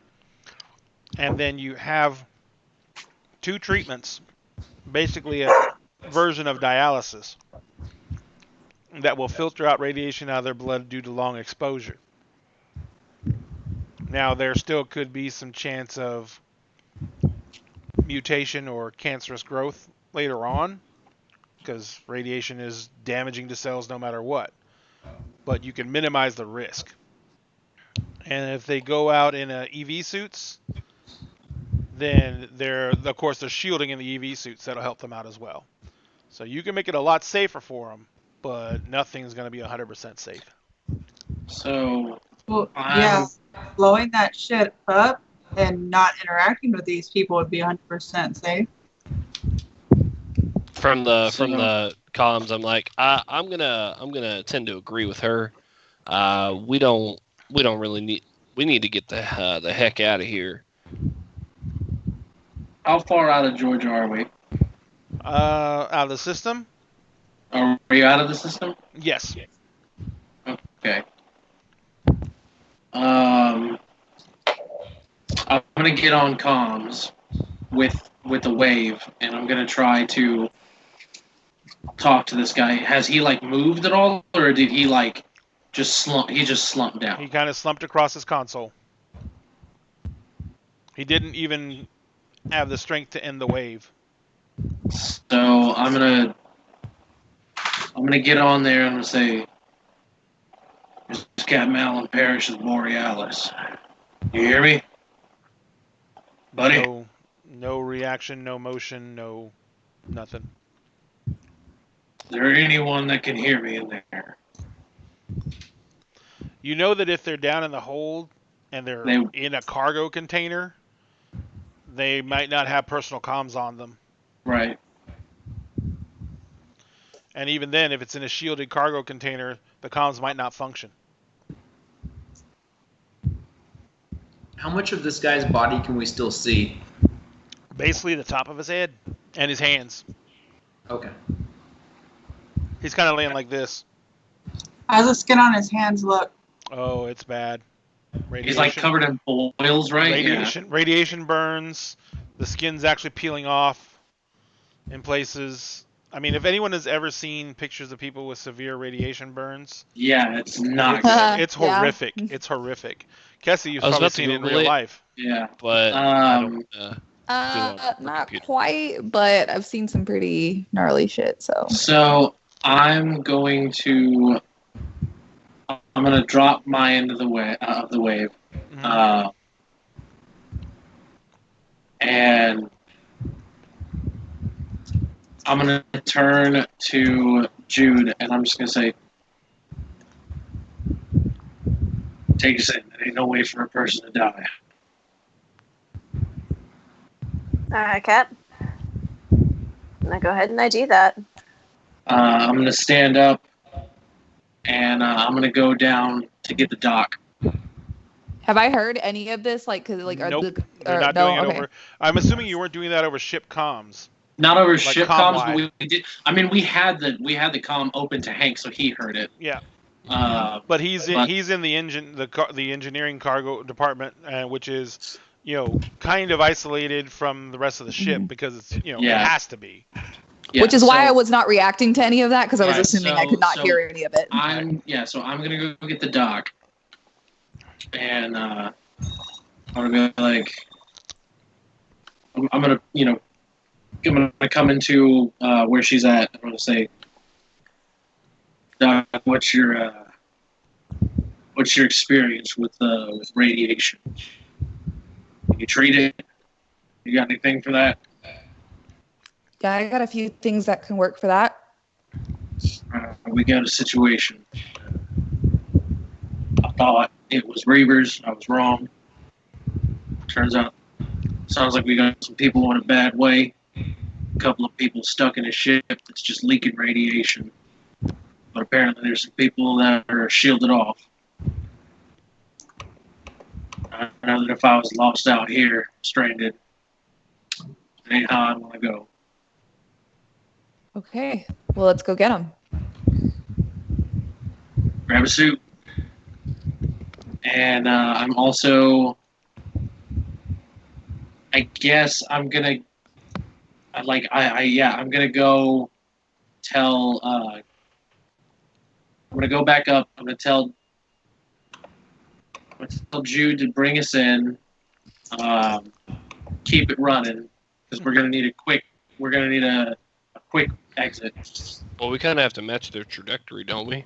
Yeah, because they're still going. That's gonna take a pilot roll from Jude to do that, and that's basically gonna be based off of several factors. First off, the the speed that they're going at, which you have to match. So that's gonna be that.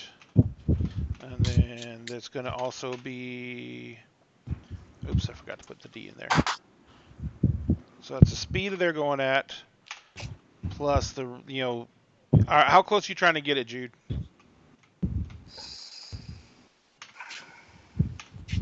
Are we going to be... how close is going to be a safe range for the shuttles to transport people over?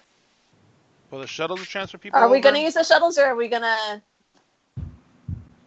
I assumed we were going to use our hauling gear to, Well, the thing is, you don't know what the situation is on the ship. He said they're in the hold in a shielded cargo container.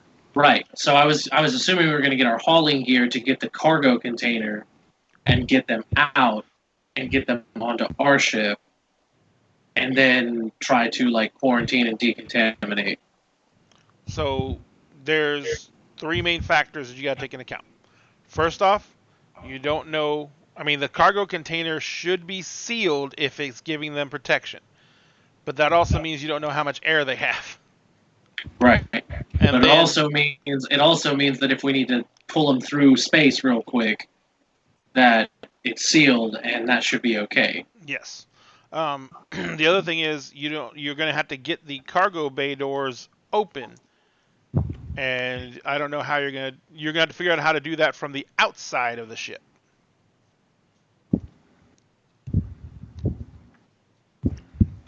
Well, damn.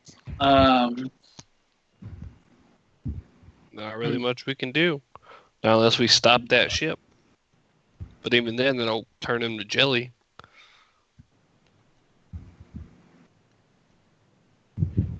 Unless we get our somebody with pilot skill to go over there and stop it for him.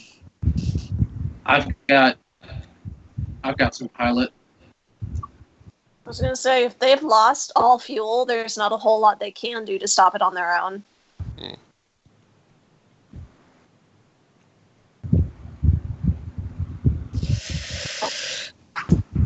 You can take some fuel cells over there. The other big issue is you're looking at a lot of radiation exposure, and if you're trying to do some kind of makeshift repairs, for a while. Ugh. And you don't know how badly damaged that one engine is. He risks doing a hard burn on it. All right.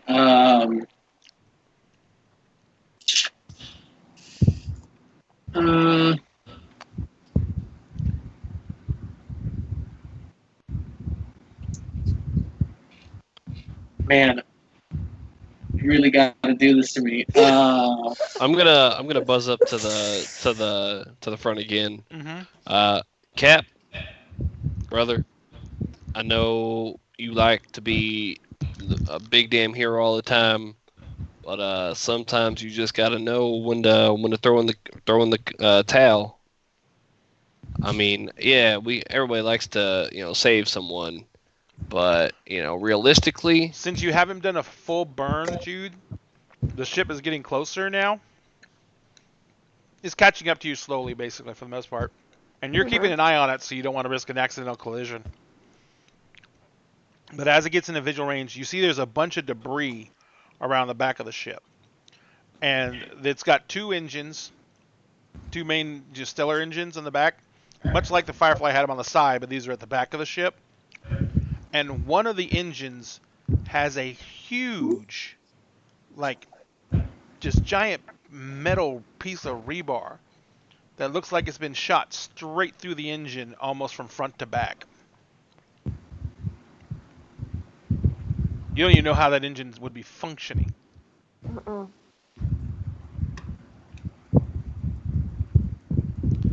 Jonathan. Cap, something screwed these guys over real bad. If we're going to help them, we got to do it fast. Baden. Yes. Ping.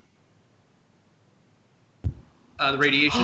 No, another ship. No. Cap? I got another ship on the radar. What can I tell about it? It is a much larger ship. It is coming in under power. It is not burning a shit ton of radiation or anything like that. It is moving on a course that almost exactly follows the course of the other ship. Cap, I'd say whatever damaged their ship was still chasing them, and it's beginning to come into radar range. So, if the guy was being upfront with you about what's going on, whatever dealt them the damage is about to catch up to them. It's that this, whatever it is, it's not under hard burn, so it did a hard burn a while back. It's not catching up yet. It's slowly gaining. You don't know if it was the max speed the ship has or whatever, because it's just on the edge of your sensors right now. but you can see that as it comes into the furthest edge you push the sensors out to is basically just about where this guy started his hard burn. So because you basically use the end of the radiation trail as like, if I can see beyond that, then we're good. So you're like just beyond the edge of that radiation trail, and when that ship comes up, because the sensors are up and you can see it, it does another hard burn and aligns itself to the radiation trail, and it picks up a little bit of speed, but not much. Yeah, that ship is chasing this one down. You got to make a decision quick, Captain. Yeah, what's going on? Out of here. I mean, they are clearly being chased by them, so we can go that way. Anywhere but here. I know you want to be a hero, but I don't want to die doing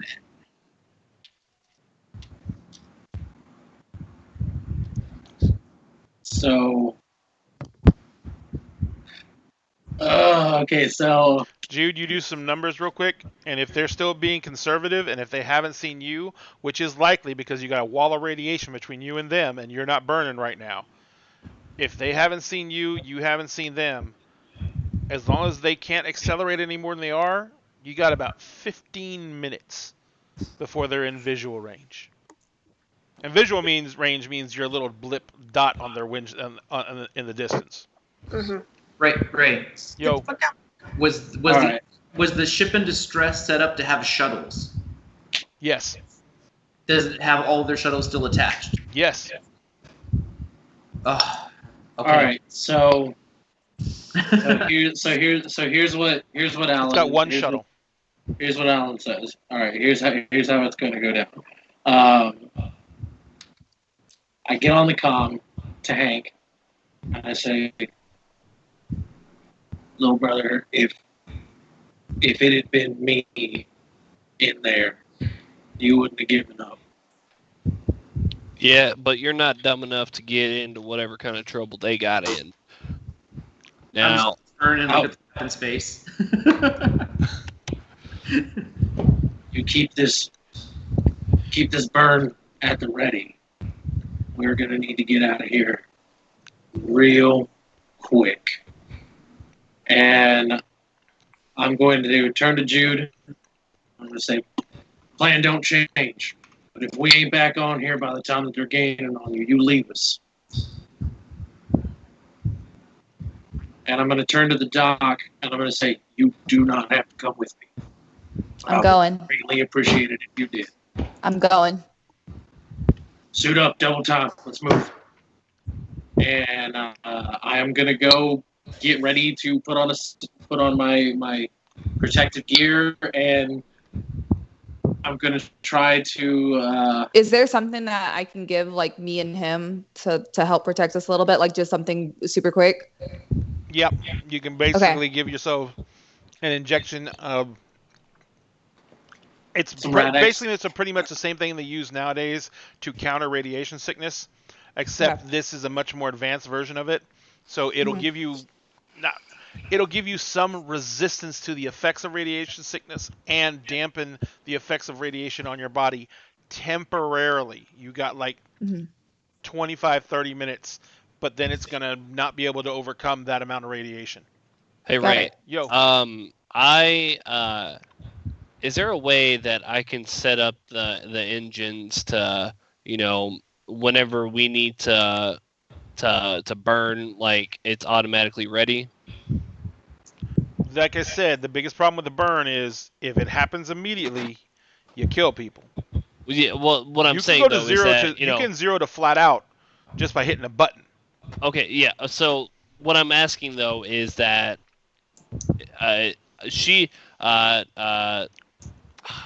goodness, I'm sorry. What Jude. If Jude needs to get the heck out of here ASAP, she doesn't need my help in the engine, correct? Right. All right, cool. I'm gonna go directly to Jude's console. Be like, all right, Jude. Cap ain't gonna like this, but I'm going with him. Same rules apply to whatever he said. If we're not back, well, congratulations. You got yourself the finest hunk of junk at this side of the burst. What the Gemma? Y'all are crazy. And then I'm gonna head up to suit up and get the fuck out with them. All right. Because they're not gonna be able to. If they need somebody with some fixing ability, they're gonna be SOL. You're taking your tool belt, I assume. Absolutely. Don't leave home without it. You gotta strap it on around the EV suit. Hey, I gotta get my EV suit extenders. All right. hey, It takes you. can y'all hear me? What? Yeah. I can hear you. Oh, I was Real talking to quick. Hank, but he never responded. Oh, sorry. Oh, You might have cut out for a I'm minute. sorry. I saw like Josh turning away. I thought he was doing it like in the comms or something. I'm not there. So go ahead. Nope. That crybaby you sent out a while ago. I mean, it kind of doesn't need to be used for the purpose we sent it out anymore. We're already out of the system, and they just sent the transponder code over to us when they made the communication. Can you contact the crybaby and tell it to change the transponder code to match theirs? Because maybe that big ship will alter its course slightly enough to buy you a little bit more than 15 minutes. Well, I reckon maybe I could, maybe I couldn't. There's a whole lot of distance between us and that crybaby right now. And there's also that, and also the fact that the ship is right up on their ass. And so I'd imagine that the ship could see the ship that they're chasing, correct? I mean, the No, probably radiation not coming visually off yet. of it. No, not They're visually. following a radiation trail right now. Because remember, Yeah. that ship's still moving, and you basically turned your ship and kind of caught up to that ship, and you're moving right along with it. Yeah. And all that I radiation is reckon- bleeding off the engine, which is basically giving you kind of a smoke screen. Yeah, I reckon that they're not following the ship because of the transponder. They're probably following it because of the radiation. I mean, yeah, we could try and bluff, but I think that's going to take a heck of more time than we have right now if we're going to save their asses. All right. As it's getting And that's closer. my last. That's my last bit before I head out of the engine room, start suiting up. What were you saying, Callie? As the other ship gets closer, can I notice anything else about it? By the time it gets in visual range, you ain't gonna have time to notice much. Yeah. So on my way out, I am going to look to Kelly, and I am going to say, "Do you remember what I told you about Reavers? Save one. Save one for you." Save a And Reaper? in reference a to bullet. save a bullet for yourself. For yourself. Yeah. And I am putting on the helmet, and let's figure out go. how we're about to do this. Oh god. All right. So how are you I- gonna get over there? You gonna take a shuttle over, or So I would say, like, the hauling gear that we have, I would imagine that we've got some, like, cables, some, like, winches and stuff. I'm going to grab, would they have, like, mag locks on them or something like that? yeah, they Like, basically they kind of have to. They kind of have to for space stuff. yeah. Space stuff. And, Space stuff. yeah, I'm going to take some of those.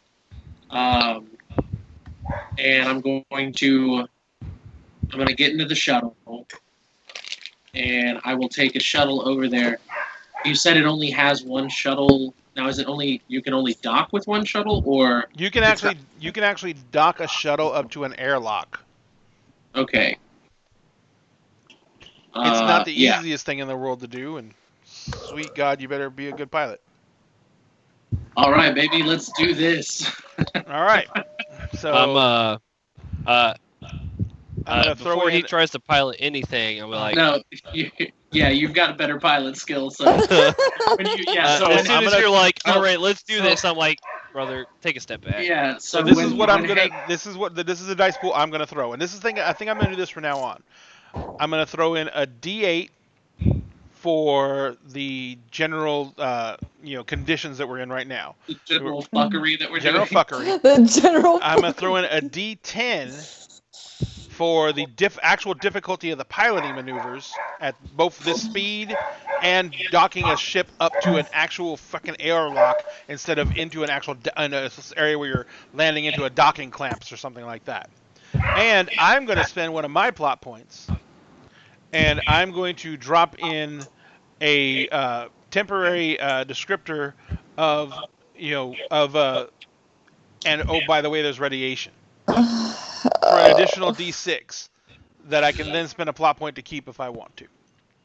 So, are you sure that you want to pilot? Because I got 10 plot points to counteract this fuckery. Oh, well, no. Sorry, the 6 doesn't add in unless I spend it. Okay. So I'm just saying. I got 10. I'm just saying. So that's a 13. Looking at that. I don't have any need to spend the plot point for the D6. That's a 13. Okay, so it's a 13. Are you sure? What's your fly? My fly is a D6, but here's the thing. Protect the crew. Actually, no. You know what? I can. We're sharing the scene, so you can. So I was gonna say I could take protect the crew because if a complication arises, I can take that away. All right. So, fucking duck. Okay. So what am I doing? What am I rolling? All right. So you're gonna roll pilot Mm-hmm. plus, or fly, I should say, plus physical. All right. Because as much mental aptitude as you need to pilot, you have to have good hands and steady eye.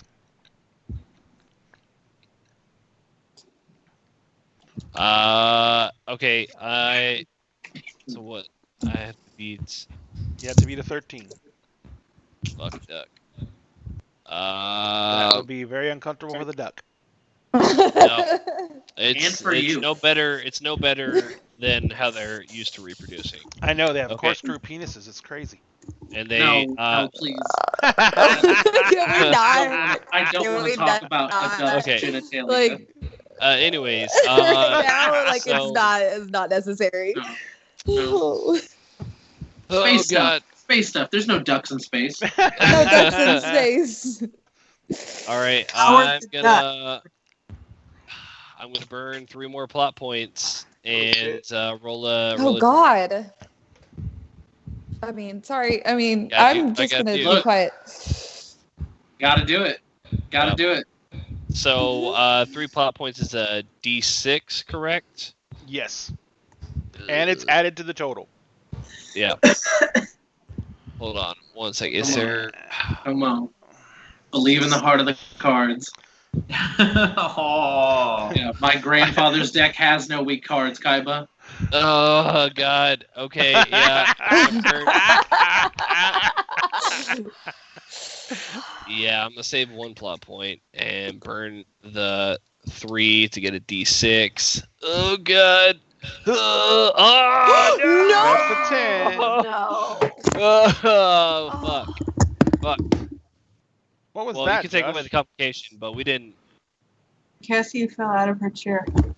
She knocked her headset off. Josh, did you Okay, I'm just back. give me a total there? Okay, I'm back. What? Did you just have a total there? What do you mean? Because all I see is a 10. Yeah, Yeah. It was 2d8, so I just rolled 2d8. Gotcha. All right, so, well, why didn't you spend for a D6 too? Yeah, and that's Yeah, that's what the 1 is. So that's an Yeah. 11 versus my 13. Yep. Dude, you might want to try to spend some more before you lose that roll, because that one's going to automatically count as a complication. Mhm. And Well, no, because Josh can take away the complication. Alan can take away the complication okay, Yep. by spending fact- a plot point of his own. In fact, I am spending that plot point right now. And I will say narratively, like I see he's having some trouble, and like he is not as burly as I am. There's probably some turbulence of some sort. and with his canonically scrawny chicken arms, as I mentioned last episode, I am going to reach down and I am going to grab the controls with him and try to steady them. And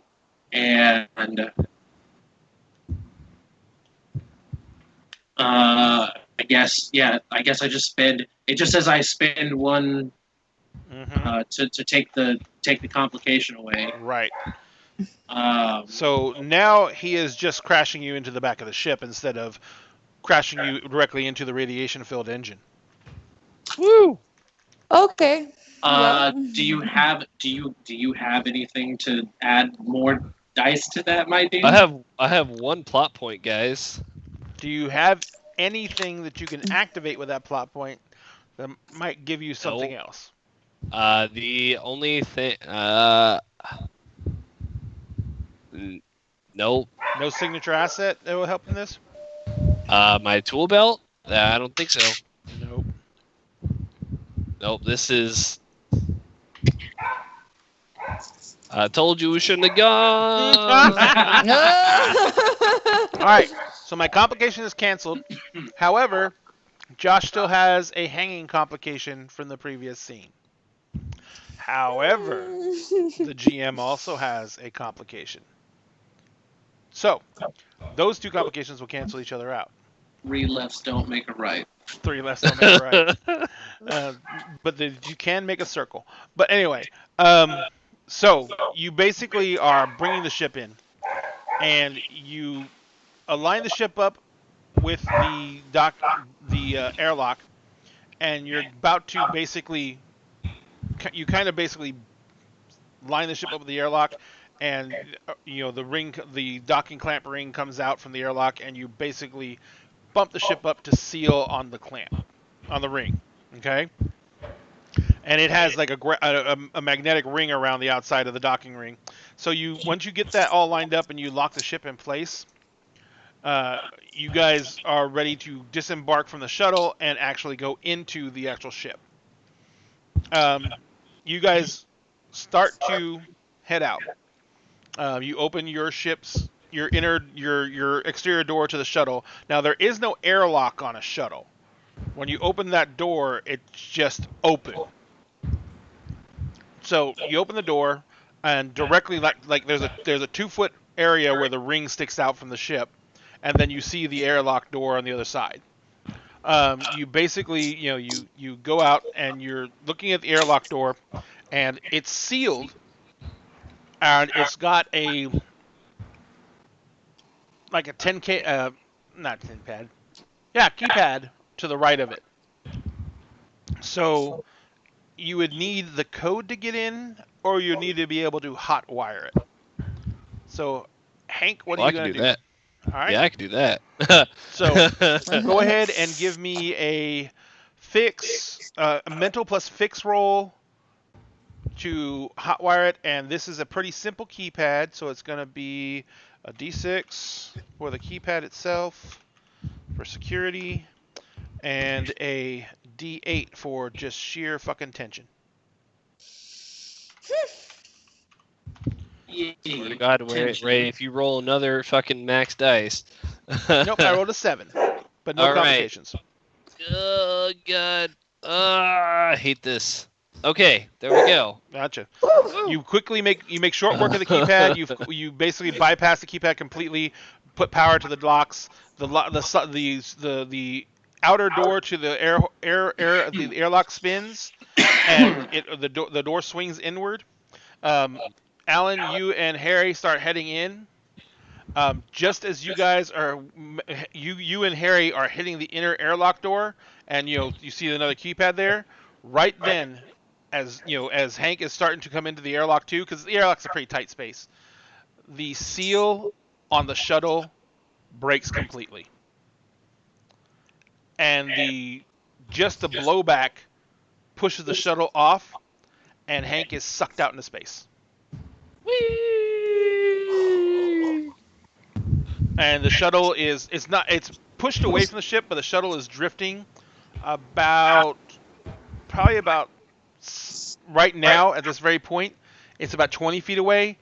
but you can tell that it is whatever the inertial push was, it's pushing it away from the ship, and it's basically moving farther and farther away from the ship every second. And where am I going? Am I going with the shuttle? You're kind of like, because of the airlock wasn't pressurized, you weren't like blown out of the airlock. You were just still in that ring when the shuttle bounced off of it, right? Can I like shove myself towards the shuttle? You don't have anything to shove yourself on. You were actually, there was a little bit of pressure in the airlock because of the atmosphere inside the shuttle. And when that went negative, that's kind of what bumped you out, right? It's kind of like when you're plunging a toilet and you pull the plunge up real fast and that air socket comes up with it. You were in the plunger cup, and so you went out with the shuttle. So you're kind of floating in between the ship and the shuttle, but you're moving more towards the shuttle than you are the ship. But you don't have anything to push off of. Now you can see from your trajectory that given a couple more seconds, you'll probably bump into the shuttle. Yeah. So our helm or our suits would have comms to each other, right? Yes. So I am immediately on comms, just Hank, brother. It's just another Tuesday afternoon as I'm trying to reach towards the shuttle to grab on. Yeah, the shuttle's kind of slowly spinning, and you're kind of like just reaching out. And like as you're reaching out, the tail end of the shuttle is swinging in the direction, and you're sitting there going, "Oh, thank God!" And then at the last second, you realize that's several tons of metal coming at you. Oh no! Can I try and duck out of the way or something? Can you dodge in 0G without anything to push off of? Basically, you can brace for impact. Right. Brace for impact. So, I don't know how injury would work in this game.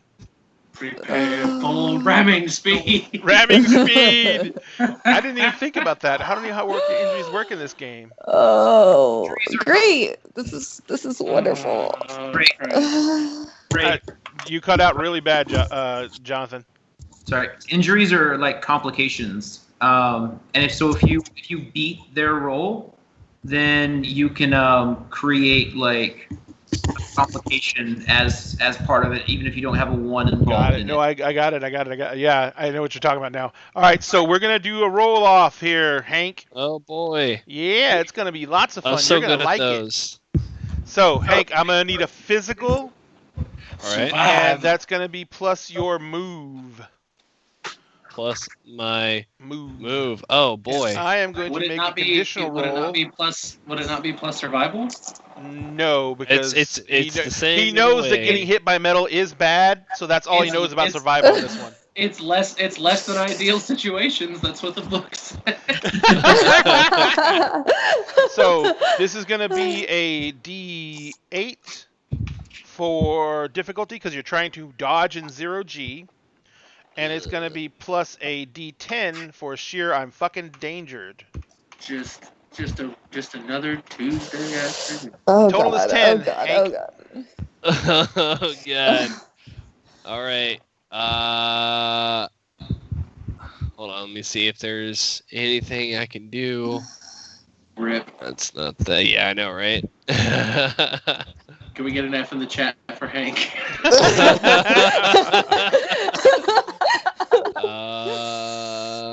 Oh no! Okay, well, there goes Alan everything. wanted to be. Oh, fuck! God. And I beat you by 5! No. Shit. Well, Shit, I'll 5 or more. Okay. Okay. Okay, So okay, you're bracing wait, yourself, and you guys see this from the airlock. No, my brother! As the ship swings around, Hank is like, he's reaching out for the ship, and he looks over to the right as he sees the ass end of the shuttle kind of swinging around towards him, and he manages to get his hands out. But still, when the ship hits his hands, it's kind of. Have you ever seen anyone fall from a great height and slam into cement with their hands outstretched? No. Their arms just kind of crumple in, and they just impact. It doesn't do anything. Well, that's kind of what happens to Hank. His hands and arms crumple in, and he slams into the side of that ship, like as if he had fallen from like 15 feet onto a concrete slab. And the only thing good about it is that the side of the ship is so broad that you don't roll off of it. you're basically slapped up against it. You are going to have the complication of dislocated shoulder. Well, which means that you're going to be one step down on all your dice with physical die rolls until you can get that taken care of or looked at. So anything that requires a physical. If I can get to him. So, but you are on the outside of the shuttle, and if you can reach down and if you can activate, which you can activate them on your suit, you have grab boots on, and this is a metal ship. Yeah, I'm gonna do that and think whatever deity is looking over me that I didn't immediately get splattered. Or that your helmet wasn't fucking punctured. So, well, like I said, brother, it's another Tuesday afternoon. You guys can see that his left arm is just hanging there. I am just screaming into my comms. I told you to stay on the fucking ship. I'm just gonna that. What do I need to roll to go get his dumb ass? You can't. He took a shuttle across. Can you pilot? He's with the shuttle. We have 2 shuttles. Yeah, you had to bring the other shuttle over. No, can he get back into the shuttle now that he's got on grab it, boots on the on, outside so of yeah. He can get back into it. He can walk around on the outside skin of the shuttle and get into the shuttle itself. Because the door, the shuttle's door is open. Yeah, because we left it open. Do that. All right, so this took about 3 or 4 minutes of chaos. Oh. So, Alan, Alan and Harry, what are you gonna do? By the way, Jude, anyone who's in the cockpit saw all this happen. Smash cut to Jude, just rubbing just. And I'd be doing the exact same thing at the exact same time. Like, oh god. So. Except you've got a helmet on, Kessie, so it's more I know, so it's like it's more just like okay. So Hank is getting back. He's got the grab boots. He's going to make it back into the ship. He's going to make it back into the shuttle, yes. Okay. How he's going to pilot with only one arm, I don't know. Yeah. That's very easy. That's neither here nor there. It's fine. With him telling me that he's okay, he just got like a fucked up shoulder. I just curse and I'm like, all right, planning change. So now you're facing an inner airlock door. Are you closing the outer airlock door? So the inner door closed, right? Not the outer door? Yeah, the outer door's still open. That's how you could watch Hank get slammed around. Okay.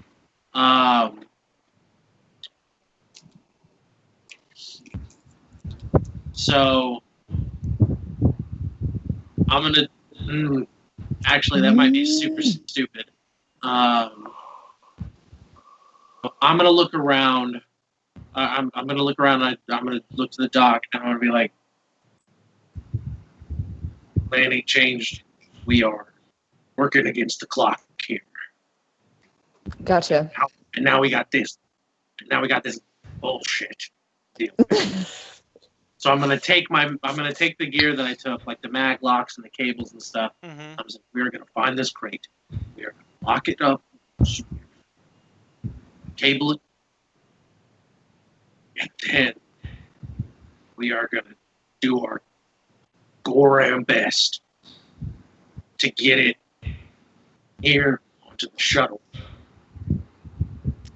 Got it. And I am going to turn and try to find this sealed cargo container. All right, so you go to the airlock. The inner airlock doesn't have the same security codes. Are you going to close the outer airlock before you open the inner airlock? Yes. Okay, good. No explosive decompression for you. Congratulations. Yes. So you close the outer airlock. Do you cycle the airlock and pressurize it?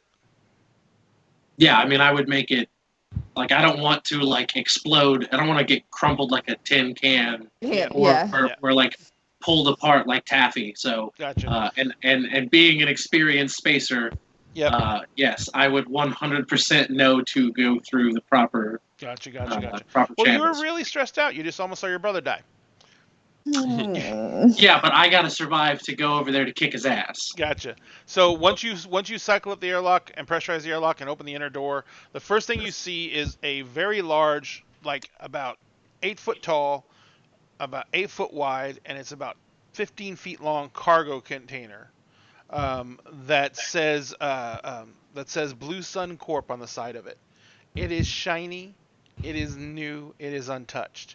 You also see a shit ton of high-end scientific gear all over this cargo hold. Hank nuts. He feels it. He knows. And the cargo hold has been set up as what looks to be some kind of odd version of a medical bay. What? And do in here? You see, there's papers blown all over the cargo hold, and there's and all the stuff like that. And as you're kind of walking through and moving along, the first thing Harry, you notice is that there is a lot of research and field notes from what looks to be some kind of medical survey.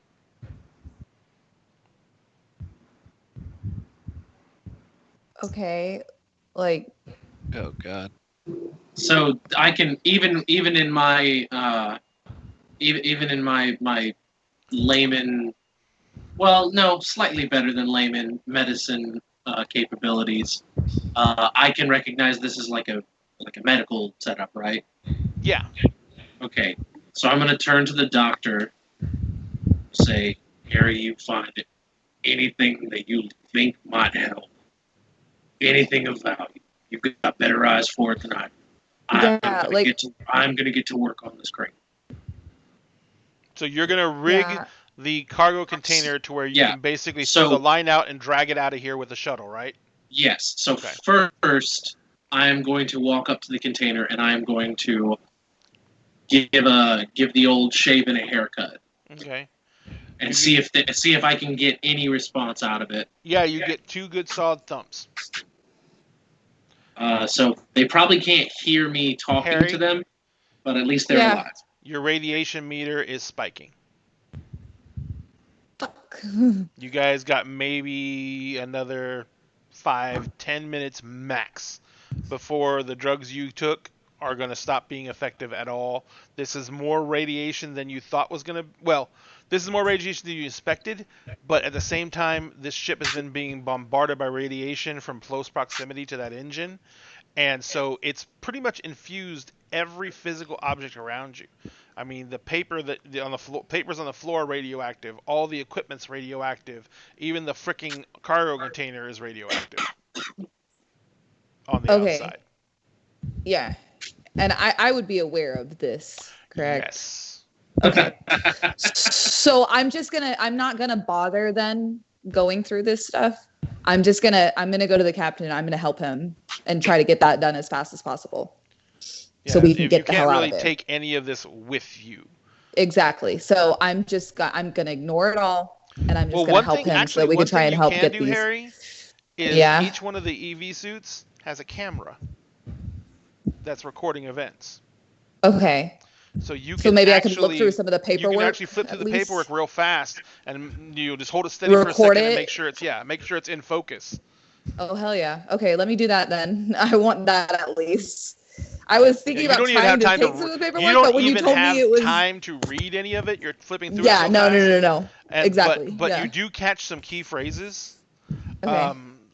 Subject. One of the key phrases subject shows heightened aggression, heightened strength and agility, but little to no reasoning.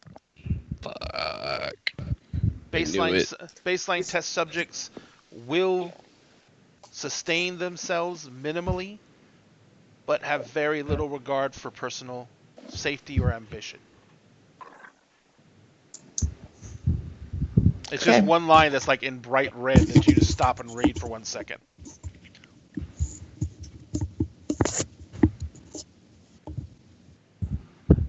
So you're gonna tell the captain this as he's like wrapping up this fucking tree?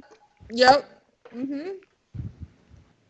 I will show you that specific. Yeah.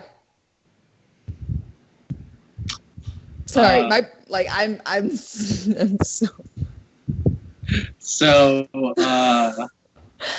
are you just like shoving it in my face? You're just shoving the paper in my face? I'm gonna explain what's on it. I'm gonna tell you what he just told me. Yeah, you're putting the last of the mounts onto the cargo container, and he basically gives you this news. Can we go now? So she gives me this news, and I look at her and I say, "Are you telling me that there are Goram Reavers inside this fucking thing?" How about now? That's a possibility. Can we go now? Half your crew is not on your ship, baby. Well, at the moment, since I am on the ship still, well, I'm starting to think that's acceptable losses. So can I? Okay, so can I? I'm trying to think here. Can I do a? So they responded to shaving a haircut. Yes, they did. Which shows a level of like cognitive intelligence. Technically, they said save the crew. Some of the crew got in the. Right, yeah, the crew got in there. Yeah. So that means that maybe the Reavers are not in there anymore. And they're just loose on this fucking on the ship that we're just sitting on right now. What I want to know is, can I use can I use a either know or focus to try to put together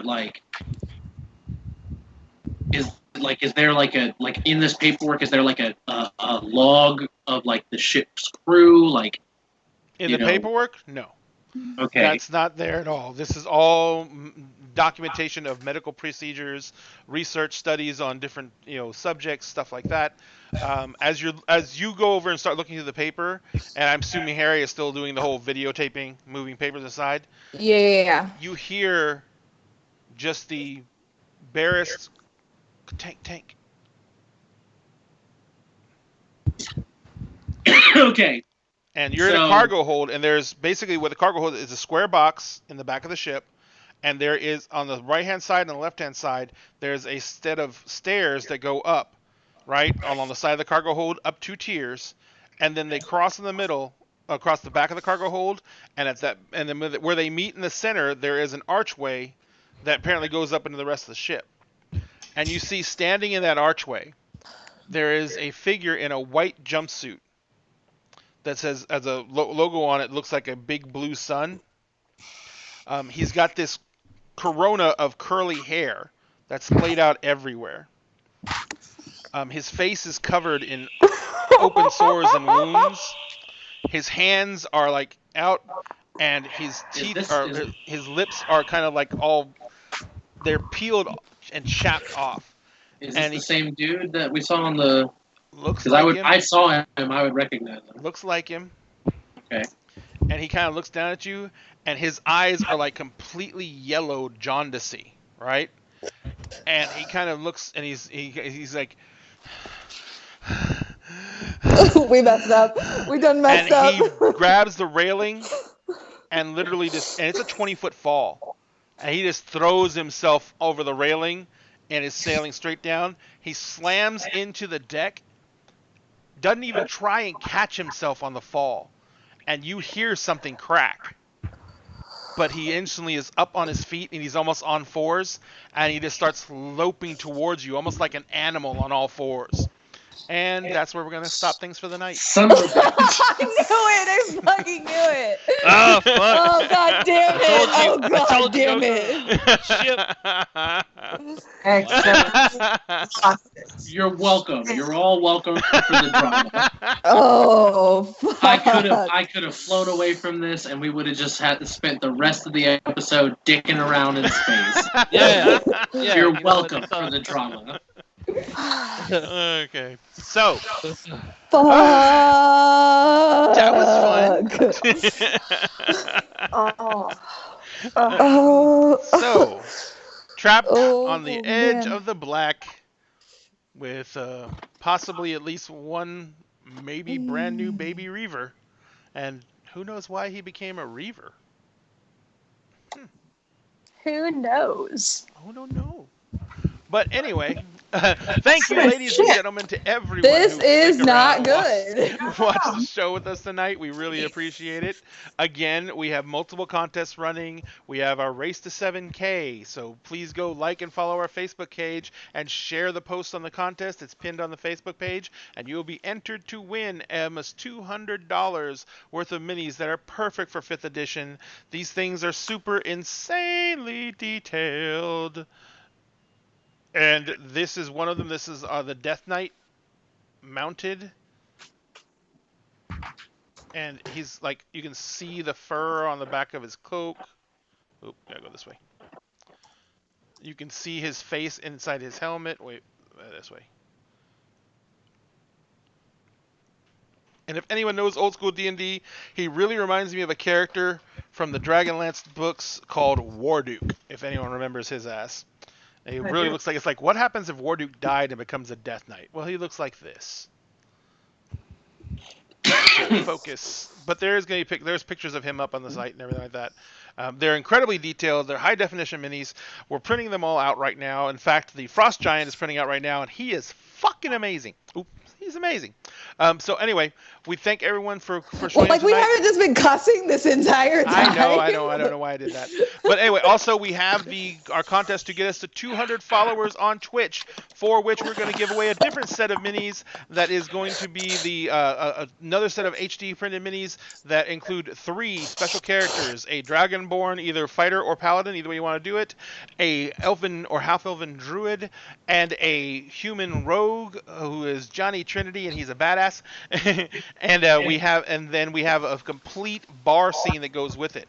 It is the bar itself, and it's a mini for the bar with like everything on it, like bottles and cups and everything like that. Then we have it comes with several tables, chairs, all the setup for a bar, and it has the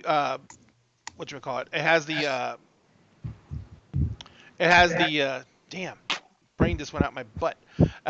Oh, it has also 3 patrons in the bar. It has the bartender, who looks like the baddest ass bartender that's ever lived, and then it has the serving waitress, and it has the mysterious gentleman in the corner who looks nothing like any character from Tolkien in movies ever. Nothing. Yeah, definitely not. Never. Nothing like him at all. And so that we're going to give away when we have 200 followers. And then we also have our contest going for Twitch subscribers only. And that is, we're giving away another set of the D&D core books, which includes the Monstrous Manual, Player's Guide, and the DMG, plus a DMG screen in this incredibly gorgeous slipcover, which will hold them together on your bookshelf so they don't fall over. So that way, if they're your only D&D books, they will be perfectly upright until you invest in millions of others. So we're gonna go ahead and do that. We're going to give that away for our Twitch subscribers. We're going to do that on our live show on the 5th of September for our dinner conversation show that night. We're going to do it at the end of the show, which is usually around 8 o'clock, 9 o'clock, depending on how long we go. And so we'll be giving that away that night, and that is only going to be for our subscribers on Twitch. Remember, subscribing to Twitch is either free if you have an Amazon Prime account, or about $6 a month. So if you have an active subscription to our Twitch channel, you will be entered automatically into win. You don't have to do anything else but go ahead and do that. But subscribe on Twitch. For the other contest, for the other set of minis, you have to follow us on Twitch, follow us on Facebook, and share the pinned post on Facebook for that Twitch contest. That is pretty much all I wanted to go over. Once again, remember, go to your local game stores. If you have any gaming needs right now, order online from them.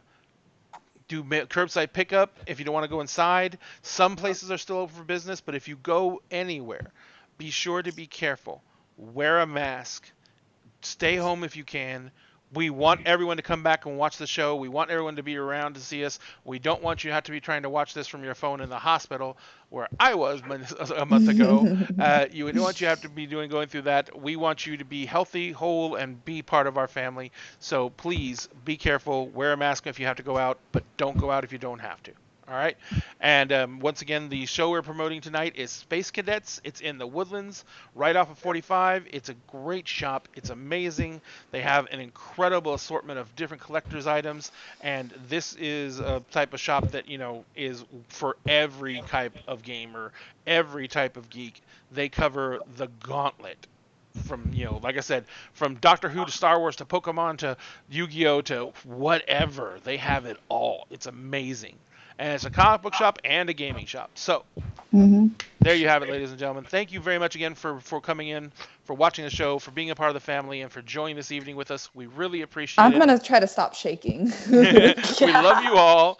And we scared Kessie, and that was worth it for me. But I almost cried. I got that close. I would like to thank everyone. I would like to thank my players. Kessie playing Harry. Thank you so much, Kessie, for screaming a lot. Lauren playing Jude for being the cool, level-headed badass. Thank you very much, Lauren. Jonathan for playing Baden, for screaming almost as much as Kessie, but only because he wanted to leave. For Josh H playing Hank. Thank you. How much longer, I wonder. Thank you so much for Hank. He is going to be amazing. For Jessica playing Kelly, who is probably going to end up killing the rest of the crew just out of self-preservation. And for Josh R. playing Alan, who got us here tonight. Thank you so much, Josh. I knew that was too much bait for you. Thank you. It was perfect. Too much. It was too much. I couldn't not. I know. It was perfect. Thank you so much. It was a fat, juicy thread that I just had to fucking gist. Absolutely. And so thank you everyone who watched tonight. We love you. We appreciate you all. And we just want you to always remember that at dinner and a game, you always have a place at the table. All right? Have a good night. We'll see you later.